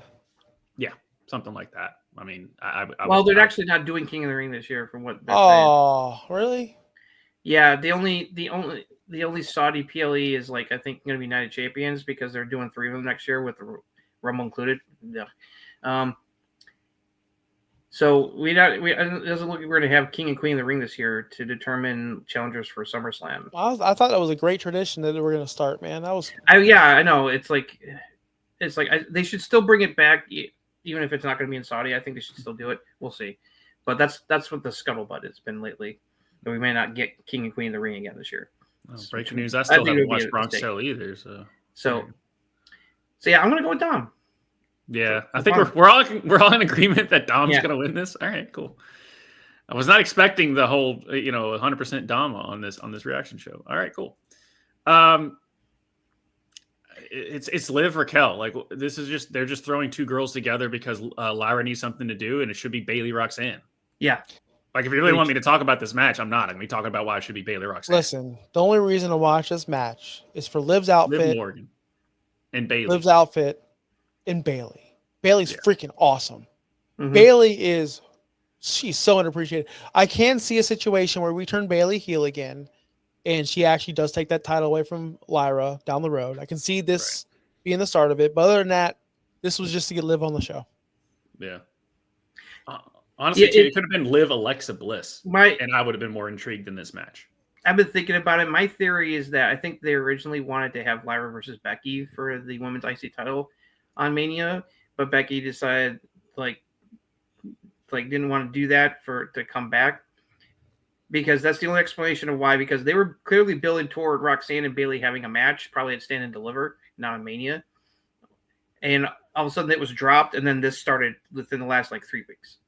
So this feels like a last minute, okay, all right, original plan isn't working out, so we gotta have the tag title. We gotta have Liv and Raquel on the show. We gotta have the tag titles defended. We want Lyra to be on the show, and also Bayley. So this was their best solution. Now, to their credit, Lyra and Bayley got really over with the fans winning that gauntlet. So this could still be a really good match, but I don't see any way that Liv and Raquel are not losing the tag titles just yet. No. Yeah. No. Just yeah. Just not. I love Lyra Valkyria, but she don't need to be she don't need to be double belted right now. Can I say something before we do move on about Bayley? Mm-hmm. I haven't said this ever on any show. I just thought about it. Now, Bayley's not to the stature of Natalya, right? Bayley's here, Natalya's here. But Bayley, don't stay long enough where you're the next Natalya, where you're just teaming with everybody. Because you're better than that, Bayley. I just want to get that off my chest. I think they realize Bayley's better than also. Everybody. This could be a storyline thing that could lead to a Bayley heel turn on Lyra, and her and Lyra could have a feud. I just said that. Yep. Yeah. I'm with you. Yeah. Hey, sorry if I'm not going to say anything crazy. I promise, Josh. I saw you're oh gosh, what's he going to say? I'm just saying, Bayley, give her more respect, man. I really feel like for the past couple of years, they've just been throwing her in matches. That's all. I just wish they did more. A couple of years. I mean, she had arguably the best match at WrestleMania with Io last year. Which, speaking of, there we go. There you go. That's a good transition. Now we're cooking. Yeah. Okay. Now, before we get into our predictions, this was a cluster F of a build to me. Yes. They're landing it because it's the right match. But I don't think they were I think they were just expecting Rhea and Bianca. Everyone was expecting it to be just Rhea and Bianca one-on-one finally. Io went. It was kind of like a Jay thing of you got to put her there. And I am more of the three of them. I am more of an Io over these two in this match, which is crazy for me to say, just because. And I don't know, Josh, every time they have a tag match with Damage Control or whatever, I don't know why they put a C in. I never couldn't understand why they spelled it like that. But the Damage Control stuff, anytime she was in a tag match with her and Kairi and Bianca and Jade or Naomi, when Bianca and Io were in the ring, it was like poetry in motion of what they were doing. And they were doing those two were doing something different in the ring than Bianca versus X or Io versus X. They just had that chemistry. So I was like, all right, cool. That's great there. And then Rhea's she is on top. She is at the top of her game. And I am so excited. And I hope for this match, I think Io is probably going to win over because I think we're slowly getting to more of a blood feud with Bianca and Rhea, and Io can just move on as the title holder because Bianca and Rhea don't need the title as much as Io does right now. So that's where I think it's going to go. I'm so excited for this match, despite the build, because you can just say, as much as me and Justin talk about, and this is my only criticism of AEW a lot of times, is we don't get any story behind why a match happens. It's more of that's where Tony's oh, Indie card, you two versus you two, or you versus you. And I'm I need some reason why I should be excited than just a poster when it comes to AEW. Whereas this, they at least had some type of build, but you didn't really need any build. You can just say, oh, these three are going to be a triple threat for a title. And I'm cool, sold. Yeah. I thought it was just going to be Rhea Bianca. I was okay, I'm in. But when I at the Elimination Chamber, when they had Io show up, I was okay, why are they doing that? They can't be for nothing. And then she won. And then on Raw, she wins the title after Elimination Chamber. And then I was okay, it's triple threat. Because I agree with Josh. Io has gotten so popular as a babyface that not having her on the main card would have been a huge mistake that everyone would have been pissed about. So it's like, so I think that they wanted her to put her in a big spot, and also for Rhea and Bianca having that one-on-one match, you want to have a bigger build to that. So yes, we've had time between Elimination Chamber to Mania to have something, but if you want it to be really juicy, this is where things really get heated between the two of them. And after this, you can build toward the big one-on-one match between the two of them that everyone's been looking forward to all these years. And the way that they've treated Io as like an afterthought, and the way she's been disrespected, that's when I was like, I think Io's going to be winning this match and keeping the belt, and Rhea and Bianca can continue to build toward a one-on-one match down the line. If not this year, then definitely at Mania next year. They might even be a trilogy. Maybe they might have a first one-on-one match later this year, and then have another one at Mania next year. But with Io winning the belt, it would make no sense for her to lose it. Bianca's on the other show. She's got the Jade stuff coming. Makes no sense for her to win it. Yeah, you can see Rhea winning, but we've already had the title for a long time. She's so over right now. She don't need the title. She's so fucking popular. She's one of the most over people in WWE, man or woman. So Io deserves to have that big win at Mania, because it's like she put Bayley over last year, dropping the title to her. So I think she gets rewarded this year by coming on top of this and outsmarting the two of them, because they've been treating her like an afterthought. I was like, oh, well, then that's going to be their mistake, because they're going to be so focused on each other. She's going to take advantage of that and win this match. Before you go, I think they might just do Rhea Bianca backlash. No, if they do Io, just to kind of get that done, and then she can really feud with Jade to do like a SummerSlam, like a huge build. I think this might just be because they're on two different shows. I think they might do a Rhea Bianca, which I'd rather have them longer story, but like Josh was saying early in the show, Jade Bianca is where we've been wanting to do since Bianca and Jade had that stare down when Jade debuted in the Royal Rumble 2 years ago. That's what we've been wanting on that. So, but Josh, floor is yours. So I'm in the big time minority here. I'm not sold on Io Sky, even if I was. Hold on, her as a worker, yes. This cheery, I'm the women's world champion. That's all she says, and then she gets pushed, and then she gets the upper hand. Listen, you said it. Oh, hold on. You can't leave Io off the card, right? Let me my checklist, right? Okay. Can't leave Io off the card. Check, right? I agree with that, right? Check. All right. She should be in a main women's title match. Okay, check. All right. Tiffy is a natural heel. Okay, check. Io's over as a babyface. All right, check. Nobody wants Charlotte. Okay, check. Why didn't we get Io versus Tiffy? Why didn't we get that? We all know. Why didn't we get that? But I'm saying it's such a better freaking matchup. I don't want to root against Io. I don't want to root against Bianca. I don't mind rooting against Rhea because I love her, but she don't need a title. I think Bianca right here, this is the turning point for Bianca. She could be Smiley McSmiley, skipping down the aisle, twirling her hair, no matter what happens to her. Right? Her best friend gets beat up at the Elimination Chamber. She wins the very next night. She's over it. We need some attitude. We're getting attitude. It's great. We need a title. We need attitude. We need heel. This is what I want. I'm sorry. I'm going with my heart here. You cannot say you're the EST of the WWE and become this cheery baby face for so long. I'm ready for the turn. I'm ready for the title win. And I'm ready for her to get over for once, because I feel like you schooled me with the Bayley thing, but when's the last time Bianca, since Sasha's been there? I know she had a huge run. I know that. I get it.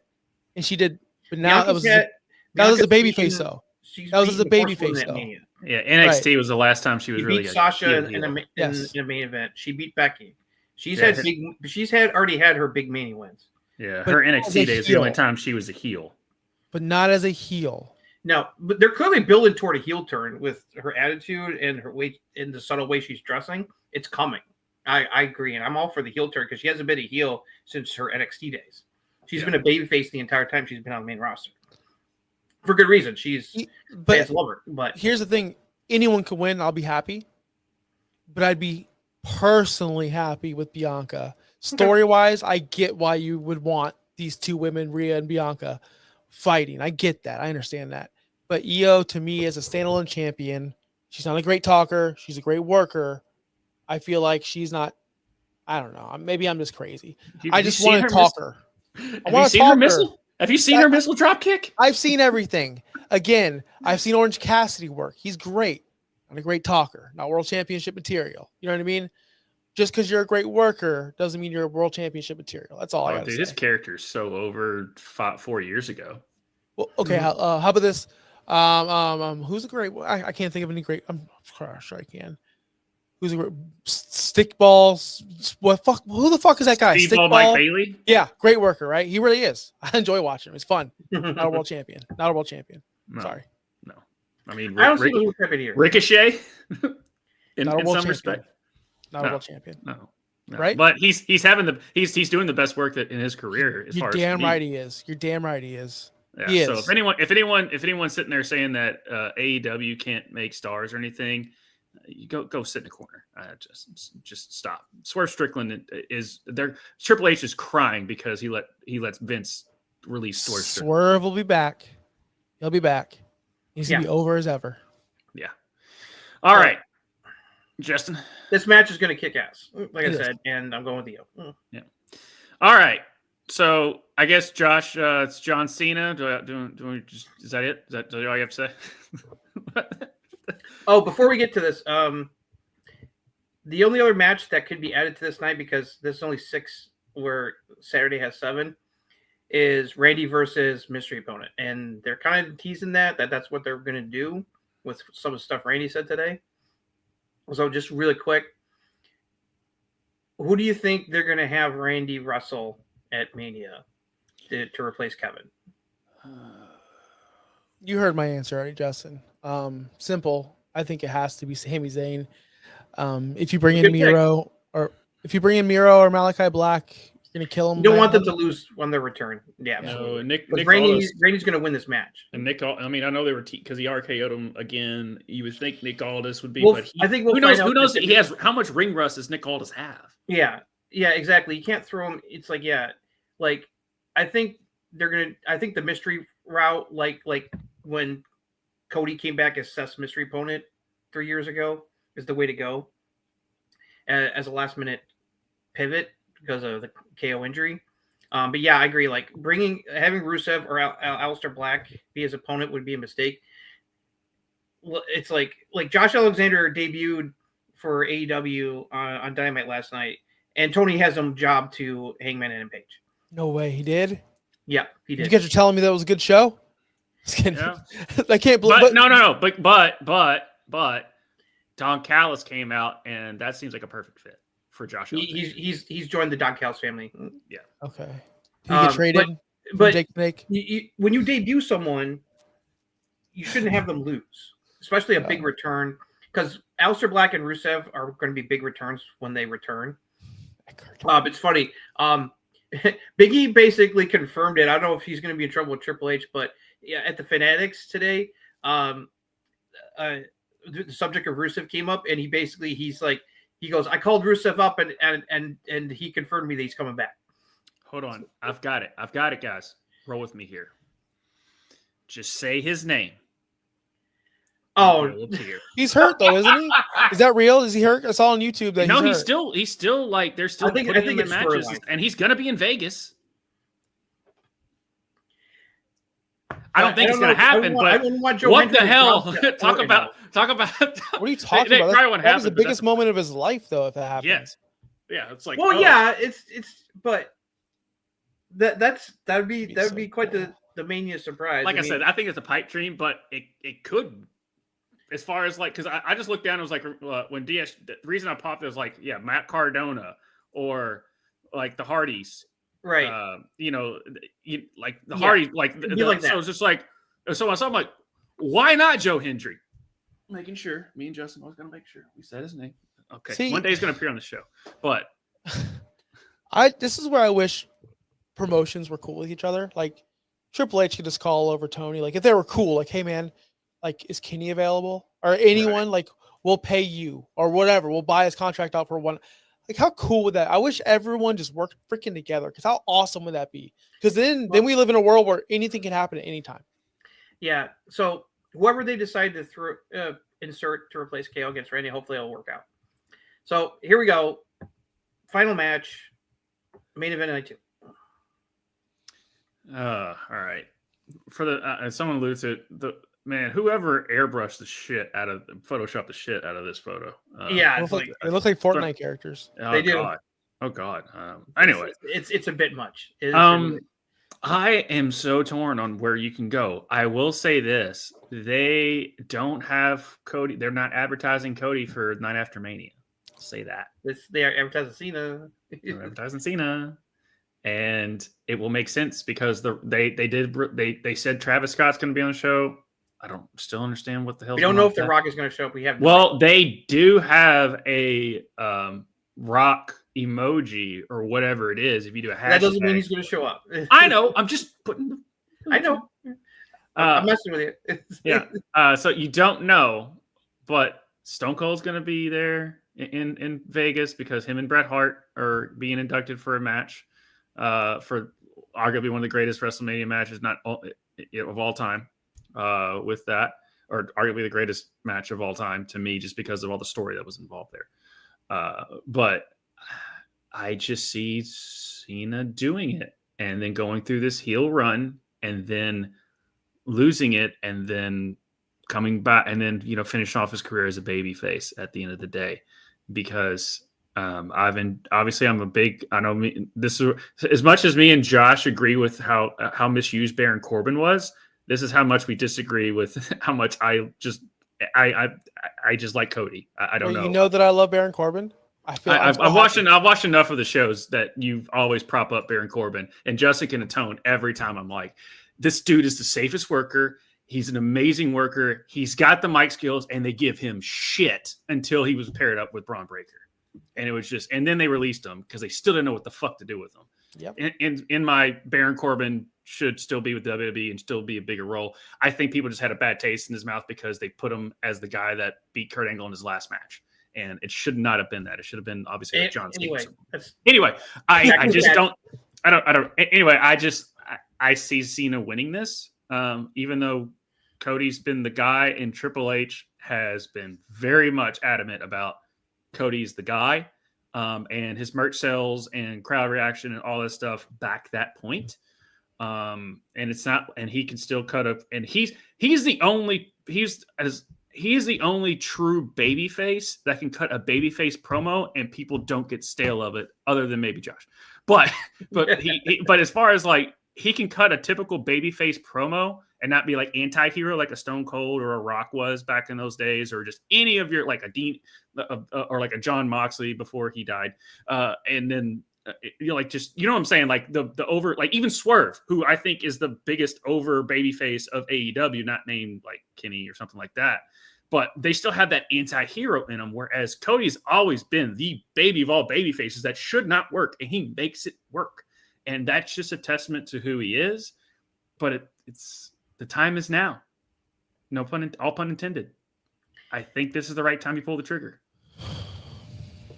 I'll make it Cody, quick. Go ahead. Go ahead, Justin. Josh. It's like I love Cody, and he's had I think a pretty solid run as champion. He's still very over. He's gotten a year-long reign. There's a short list of people that you can count on both your hands who have been able to hold the title for a year or longer. He's one of them.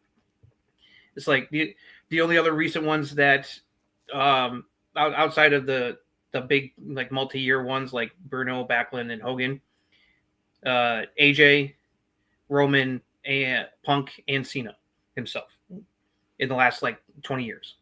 So it's not happening very often. It's not often you have a W champion have the title for a year or longer. So with the way that things are going, it would be, I think it feels like more like have Cena win the title for a little bit, and then Cody can win it back by SummerSlam kind of deal. And then it doesn't hurt Cody if he loses because it's like it definitely make things interesting. So I'm kind of leaning towards it's like as much as I love Cody, I'm fine with if he loses to the title to Cena, and we get like a heel Cena champion run for a little bit before he wins it back. Plus, if you don't want to turn Orton heel, babyface Orton going after heel Cena is a completely different dynamic we've never had before between those two. So for Backlash, then that would be a banger main event because it would make sense because it's Backlash is in St. Louis, his hometown, so he's going to be probably in the main event. So now of course they can have him, if Cody retains, you could have him turn on Cody, or this builds toward him turning on Cody if they have a title match at Backlash. Either way works, but I will be surprised if Cena. I'll be surprised if Cody is still a champion. So I'll lean towards Cena winning. So I'm so sick of Cody Rhodes, the character. This is the only live event I've ever been to for AEW because they don't come to Tampa ever. By the way, ever. They did come to Tampa, and I watched Malachi Black kick the out of Cody, and it was awesome. We were all cheering, right? Cody sucks. Cody sucks. This was the heyday of us turning on Cody in real life in AEW. And then after the show happens, Cody comes out, thanks us all. We're cheering. Thank you, Cody. All of us off camera. Because we love you, Cody. We love you, Cody. We hate Cody Rhodes, the character. You come out in your 5-piece suit. You say these big words. You make me feel stupid. You're a heel, brother. But you're acting like a babyface, but you're not. You're not a babyface. Yes, it works. People love him. Whoa, right? They want to be a part of the show. I get it. I actually love what Cody did. I hated when he went to WWE, but now I've turned on him. I enjoy Cody, but I'm sick of Cody. How much fun, Justin, you brought it up. How much fun is it going to be when we get the heel dynamic of all these feuds we already had, but now we switch? I'm still booking this in my mind, and this better happen. Cena said he's winning that title and going home. And he said he's going to crown someone else a fake champion. It needs to happen. That fake champion needs to be CM Punk. And they need to meet up. He was the fake champion AEW, right? He was he had a bag. He had a velvet bag. Where's my velvet bag? I have one. Well, it's like I think this will work, especially if Cena's going to be around, because if Cena's not going to be around, they're going to have a Roman situation and people are going to like him not be on TV. It's like we'll see. It depends on what they do with it. I don't think he's going to literally just like see ya after Mania. It would make more sense if he's going to be like, I'm going to keep defending it for the rest of the year, but then once I beat everybody and the year's up, peace out. So but he said he's taking it home though. He didn't say when. He didn't say when. You're right. But he's not taking home the next Monday night because he's already scheduled and he's already advertised. Well, right. But what if he comes out? I mean, I expect him to face Randy Orton in Backlash. Like I expect that. But in my mind, I would like him to win that title. They're not going to just let him just disappear. I know they're not. He'll probably come out with the title and say, because he's got dates. He's not going to just sit at home and not. But imagine the pop when CM Punk wins that tournament or whatever it may be, and he's the champion. He's celebrating, and then we hear John Cena's music on that PLE, and then we have the face-off, and then we have the real world champion versus the fake world champion, and they did this already when CM Punk went home with the title. Let's run it back, man. Like that to me, maybe it's just me fantasy booking and being a mark. I get it, but that's the story I want to see. I know most people don't. I get it. We want Cody to get the title back, but I think we're going to see because heels. We're going to see heel Cena against babyface Orton against babyface Punk because it'll be fun with things because it used to be the other way around. Yes. So it makes a more interesting dynamic, and especially if Cena has the title, because the fans are going to be really rooting for Orton or to Punk to take the title off of him to get it back, because he's going to be like, it's like once I'm gone, it's gone. It's like he can be all rubbed in the fans' faces, like no one's going to take this title from me, and once the year's up, it's like say goodbye. It's like so. I think you could create some more fun storylines Cena wins. So I think it's already written in stone of when we're getting Cena and Punk, because you have to do it at the place that. Money in the Bank. You have to do it at Money in the Bank. Where the big title. Whether Punk wins Money in the Bank, cashes it in that night, or they just straight up have the match. You have to do them at Money in the Bank. Yeah, it's like Summer Punk began when he beat Cena for a title, Money in the Bank, and he started his 400+ day reign. The greatest B show pay-per-view that we still talk about, and it's all because of that match. Mm-hmm. Yeah. So if you can't fuck that up, Triple H, Cena Punk and Cena at Money in the Bank on his retirement tour. Cena Punk at Money in the Bank. That's going to get put butts in the seats. So besides, we brought up Orton, we brought up Punk. Besides those two, right? Those are legends, Hall of Famers. Is there any babyface that you can see him have a legitimate feud with that's not one of the oldies? Like, we're not playing the hits. The Eagles came out with a new track, so we want to listen to that instead of Hotel California again. Is there anyone else that like we could see? Maybe he's a heel right now and he's turning babyface. Because I have a couple in my mind. Like, how weird would it be? Because we all, at least at the beginning stages of this, like, oh, it's going to be Cena versus Gunther, Hero versus the Foreigner. We see a babyface Gunther versus Cena. Just interesting. There's so many ways we can go. With Cena, it doesn't need to always be the older guys. It could be these younger guys too, where Cena could beat the hell out of them. Because at the end of the day, I don't think Cena's losing until Cody takes that title back. Jacob Fatu's right there, guys. He is, but he's so new in this company. I'm not saying new as far as wrestling. Because that's the perfect thing to do. Because it's like dude spent 7 years in prison before he started wrestling. Orton tries to get the title away from Cena, fails. Punk tries, fails, and then you have Cody get the rematch at SummerSlam. He wins the title back, and then you can have Cena go back to babyface again one more time before he fully retires. What if Randy Orton's secret match is Big Show style at WrestleMania COVID, where Nick Aldis like Cena wins and Randy Orton's like, hey, Aldis, the show's almost over, bro. Where's my match? And he's like, all right, title match for Cena. Let's go. And that's the real main event. What if we do that? That'd be a little. I know it'd be weird. That would be like, guys, we've already.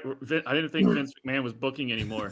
Just like stop. I'm just trying to think of how we can get to Cena, Randy in Missouri, in St. Louis. It's Cena because Randy, like I said, Randy's already. They showed the poster of Randy being on for Backlash. So obviously they're going to do that just because Randy and KO couldn't happen. So I'm pretty sure they're like, all right, we'll do Randy. And then I'm pretty sure they're already going to Randy was going to beat Kevin Owens. He was going to punt him. And then Kevin Owens was going to take a break. Unfortunately, his neck injury made him take a break quicker. And gosh, I hope he's going to be okay and going to be back. I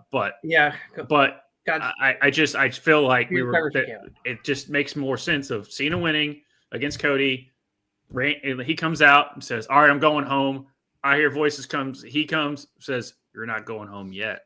We still got business to finish, and Backlash happens, and then comes out after Backlash, and blah, blah, blah, blah, blah. And after that, it just depends on who's going to step the F up at that point and who's the over. I mean, I would love to see Cena versus McIntyre. That would be awesome. Because as far as like where the mic skills are with Drew, you think they're good because him and Punk went back and forth. And Punk's up there with the greatest talkers ever. But then there's Cena. And I know sometimes he cuts some crap promos, but he's kind of the final boss when it comes to, I know I'm throwing a lot of puns out, but he's kind of the final boss when it comes to, are you really good at the mic? Because even when he was in OVW, they were still saying, well, he's a hell of a talker. We got to get his ring work right. And he still proves that to this day, as he is probably the best talker we've seen in the last 20 years. And can Drew match that? It's kind of the barometer of like, all right, is Drew that guy now? And because him and Punk were great. Match of the year. I mean, feud of the year, match of the year with the Hell in the Cell stuff. But I would love to see as far as just switching them babyface, because you can easily switch Drew babyface and it doesn't really matter. Like, he's kind of a tweener as it is. I would love to see Drew and Cena just go back and forth bar for bar. That would be, as far as answering Josh's question, even though he's not young, up and coming, but of that next tier of guys that we haven't seen yet against Cena. That would be what I would go with. Perfect. All right. All right. Well, Josh, you can finally go to bed, sir. Yeah. Thank you for staying later. Guys, you know what it's like when people randomly pop in your chat and go, "Why is Josh still up?" That's not the first time, brother. And it won't be the last, because I do want to promote. I'm doing a 24-hour live stream on Fantasy Now Plus and Finn's Talk Sports Network, May 23rd. I know it's a while away, but if you're still watching, we got some great guests. Just confirmed a big guest. I'm not going to reveal it because Justin will be mad at me. My co-host on the Fantasy Football Show, he'll be really mad at me if I do that. So thank you guys for having me on. Honestly, This has been a blast. I'm not going to lie. I told Justin hard out at 10 because I thought we'd get through them all. But then as I was having so much fun, I'm like, wait a minute. I can pull this up. I could pull this to at least 10:30. And I'm like, wait, it's 10:40, brother? That don't work for me, guys. I'm out. No, but all right, I really Hulk Hogan. I really appreciate it. But Josh, before I let you go, I know you're a big hockey guy, which I am not even a live here in Nashville. We love throwing catfish on the ice. Wasn't throwing a lot of catfish on the ice this year. We were terrible. We're not. For as good as I thought our roster was, we were just too old, and I think our coach is shit. But I know your heart's probably going to do one thing, but who do you think? Because I always do. This is how I know puck. Is I predict who's going to win it before the season starts. I picked the Hurricanes. Doesn't look that great, but I have to stick to it. Who do you think is going to be hoisting Sir Stanley? Listen, man, it's staying in Florida, staying right here in the Bay Area. I'm not going to lie to you. This is not just with my heart. I truly believe this if you ask me, even if I was not high or not drunk, or I'm not those now, but the Tampa Bay Lightning are the greatest franchise in the entire sports world. There's no better organization than the Tampa Bay Lightning. They have the best player in the world who was robbed from the freaking Hart Trophy last year. He should win it this year. Nikita Kucherov, the best goaltender in our generation, right? Vasilevsky, you cannot count him out. Victor Hedman is one of the best. There's no holes in this Tampa Bay offense or defense. We just got Yanni Ward back in a trade. They're hitting their stride at the best time. They have one of the best coaches, as you probably know. I'm not going to lie to you. When they let Stammer go, I wanted to cancel my season tickets, and I wanted to. I'm tearing up now talking about it. Because he means that much to me. And I was mad, but we're back, baby. Coming for you, and Florida. This guy was happy you're getting Stammer, and then he went to shit. We're coming for you, Florida. We're coming for you hard. We're going to beat your ass, and we're going to the Stanley Cup Finals. I think we're going to win the cup. I really do. Can't wait. Hey, if you can beat, now that they've added Marshy, that guy's a bum. Lick me one more time, buddy. Right? All right. Well, he said a bunch of names that I don't know because I'm still figuring out how icing works when it comes to hockey. But Josh, dude, thank you so much. Yes, thank you very much. Me and another guy on here, Tushka, we do a fantasy show, so we got to have you on to talk some football as well. Oh yeah, I would love that. DSG, I love that, dude. That's the comment of the night. I'm not drunk or high. It's just 3 hours past my bedtime. That is the truest fact. Slap happy is a drug. I don't care. All right, guys. Peace. Take care. Have a good night, man. All right. So, stand and deliver. Let's do that real quick because I know we're almost at the 2 hour mark. So, ladies and gentlemen, because we're at the 2 hour mark, and that was great. Thank you again, Josh, for joining us. Join him for his 24-hour stream, and all that over the Finn's Talk Sports Network. Everything of that nature. But we will get to the Triple H Nick Khan stuff next week. Let's go over Stand and Deliver because we know that's going to happen, whereas new stuff we can go over next week because sometimes it becomes slow, even though it's right after WrestleMania. So who knows what that's going to happen. Justin, did I vamp enough for you to get the card up? Yes, I got some of the graphics here. I'll pull them up here one at a time. So let's see here. I'm going to share my screen here. All right.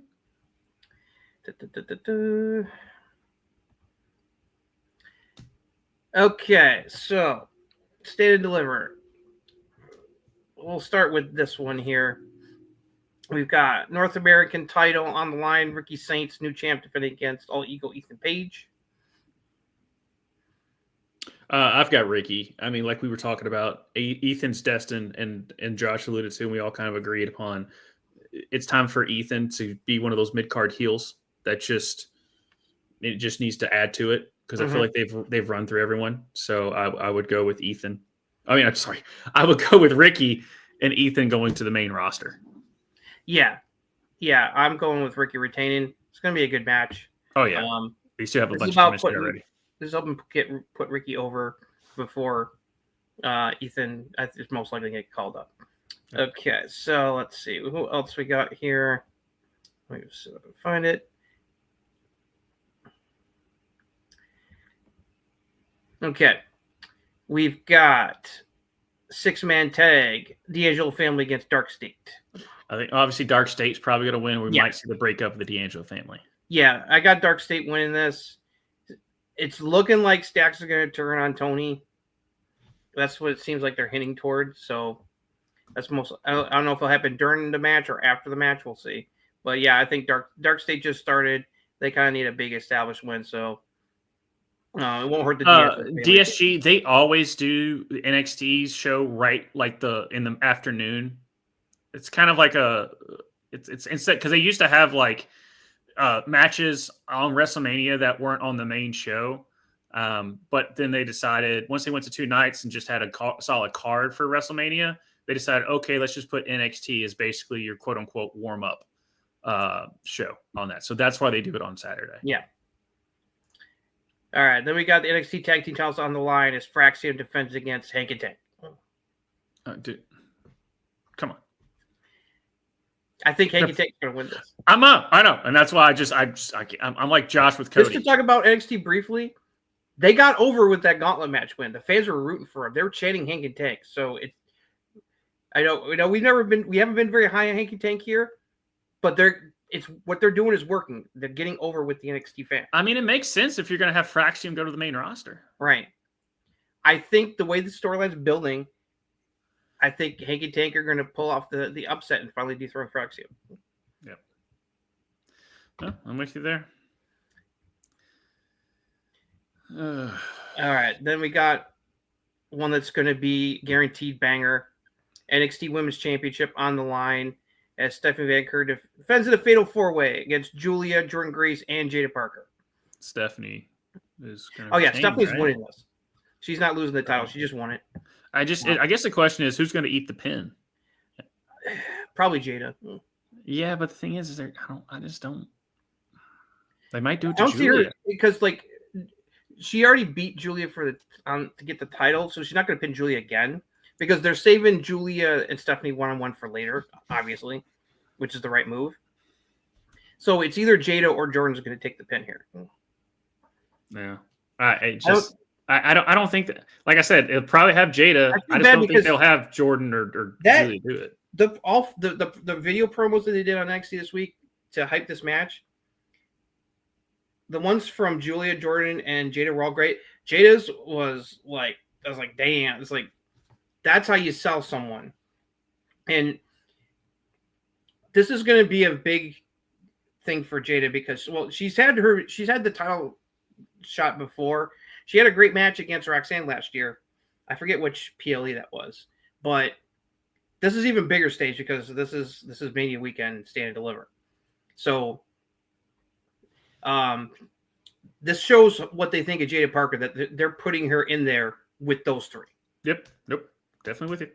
Definitely with you on that. So it's like I cannot wait. I love these ladies, all 4 of them. This might be the match of the night. The match of the day. I forget. It's not going to be evening. It's going to be 1 o'clock. It's going to be afternoon. Yeah. Actually, it's going to be starting at 11 a.m. On West Coast time. It's going to be the match of brunch. Yeah, the match of brunch. Let's see. I don't know if there's a graphic for it yet. For the tag team in the ladder matches. Yeah. Try to see if I can find it.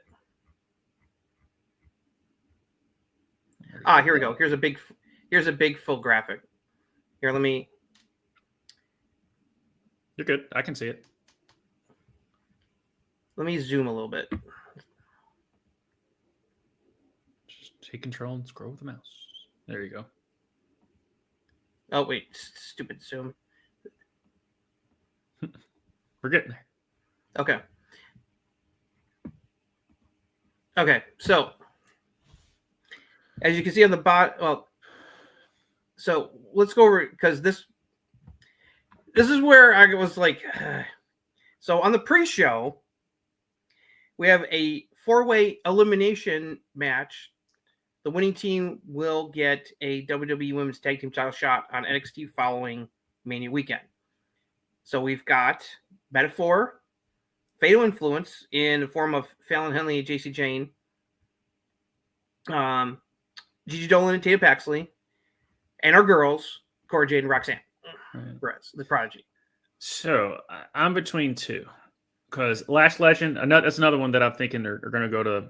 It is annoying. I know I've seen a lot of people bitching that Roxanne is stuck on the pre-show. I understand, but it's better than her not being on the show. Okay, right. And at least it's something. It's better than nothing. So, go ahead. As much as I think Metaphor, but Metaphor's kind of been in the tag team. They've had their shots recently. They've had their shots. I think you go with Fatal Influence here because in my booking mind, I want Cora and Roxanne to have their blow off and not be involved with that, or they might win and challenge for the titles, not win, and then that's when they have their final blow off. I don't know, right. But I'm leaning towards Fatal Influence just to see, hey, let's test these girls out against them. But I think Roxanne and Cora carry more. Roxanne and Cora and Metaphor carry more weight to be a quote unquote threat to Liv and Raquel. Yeah, it's just gonna be weird because if Liv and Raquel are still the champion, it's gonna be a heel versus heel match, and that's not very appealing. Right. So because this is like you got 2 babyface teams and 2 heel teams in this match. Right. You know, it's like the Metaphor and Gigi and Tatum are the babyface teams. Yeah, so it's probably gonna be Metaphor at the end of the day, based on that. Yeah, that logic. Because Gigi and Tatum have been challenging for the Knockouts tag team titles over on TNA right now. So now, if for some reason Fatal Influence or Cora Roxanne win this, that would make me think that Bayley and Lyra would be winning the tag titles because then you have a heel versus babyface matchup. But either there'll be a shocking win for Cora and Roxanne, and then they turn on each other, and we get the feud that you've been wanting, or so it's like either they fail to win and they turn on each other, or they win and they fail to win the tag titles and then turn on each other. So and then for the ladder match, it's Thea Hale. Yeah, so for the ladder match, we've got 6 women to crown a new women's North American champion after Stephanie gave up the title to stop being double champion. So yeah, we've got Thea Hale, Zarya, Izzy Dame, Lola Vice, Sol Rucka, and former champion Kalani Jordan. So, all right, Kalani's already won the title, out. Izzy Dame, still working on her. She's still working on pinning people for 3 seconds. Lola Vice, she's going kind of up and down. Don't see her win the title. Before Thea got the last spot, I was thinking it was going to be either Sol Rucka or Zarya was going to win this. But the way they've been teasing this thing is about them like, all right, well, one of us is going to win it, right? But only one of them can win it. And so when the time comes, they're going to butt heads. And, that's so. And plus, Sol just won the Speed Championship. So I think my heart, as much as I like Sol Rucka and Zarya, I think Thea Hale should win this. Yeah, I think Thea has put in the work for so long. She's over. She's a great talent. She's young. She's Roxanne's age. She's got many years ahead of her. I think it's time that they finally belted her and let her have a good run with the mid-card title. Yep. All right, so for the main event, it's Obafemi, right? And Trick's going to the main roster, and Javon's going to be cool. That's what I'm thinking. But I see some people are thinking maybe Javon's going to steal it. Javon could. He could. Long story short, Trick's not winning it. Oh, yeah. Trick's definitely not getting the title back. It's either Oba retains or Javon has the big surprise upset. Yeah. I'm leaning more toward Oba keeping it, but wouldn't discount Javon pulling off the shocking upset. No, but it's Oba's NXT for the next year. Yeah, they're not going to rush him to the main roster. It's like everyone thinks that he should go up to the main roster now. It's like, and we said that about Braun Breaker, and they waited a year. And look at where Braun is now. He's a 2-time Intercontinental Champion, and he's defending the Intercontinental title at WrestleMania. Yeah. So he's doing just fine. Yeah, and okay, so that's your brunch leading into that's your appetizer. Yeah, so this is the appetizer. It starts at 1 p.m. Eastern time. This is the appetizer before we get into Mania Night 1 on Saturday. I'm excited. It's going to be a very busy weekend for me because I'm going to be with my family. So it's Easter weekend. They picked a perfect time. That's the thing. So I don't know. I'm not going to be watching Stand and Deliver live. I'm going to be trying to keep an eye on it. I'll try to watch it later in the evening. Same with Mania because it's Thanks, DSG. Thank you. Glad you could join us, DSG. Thank you for being here. Because it's my niece's birthday tomorrow. We're celebrating that after my parents and I get to their place. And then, Saturday and the Easter Sunday. So at some point in the evening, I'm going to be able to watch a good portion of Mania, once the kids go to bed, and stuff. So I'm going to be able to catch good portions of Mania. I'm probably going to, since they start at 7 Eastern time for both nights, I'm not going to catch all of the beginning right away.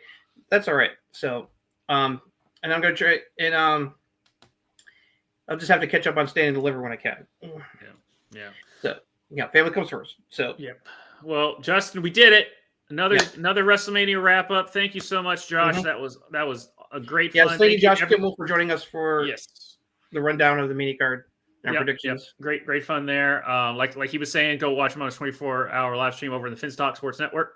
Yep. And check out No Holds Barred Wrestling and all those guys over there. Yeah. Thank you, everyone that was commenting along the way. DSG, GIF. I know Brendan stopped in and said, what's up? I know Finstock Sports Network is probably Bobby that stopped in and said, what's up? We've got a bunch of stuff going on here on Ruckus Wrestling as per usual. It's always a fun time. Justin, always fun. And like, subscribe, ring the doorbell, all that stuff. And we will see you all next time. See you.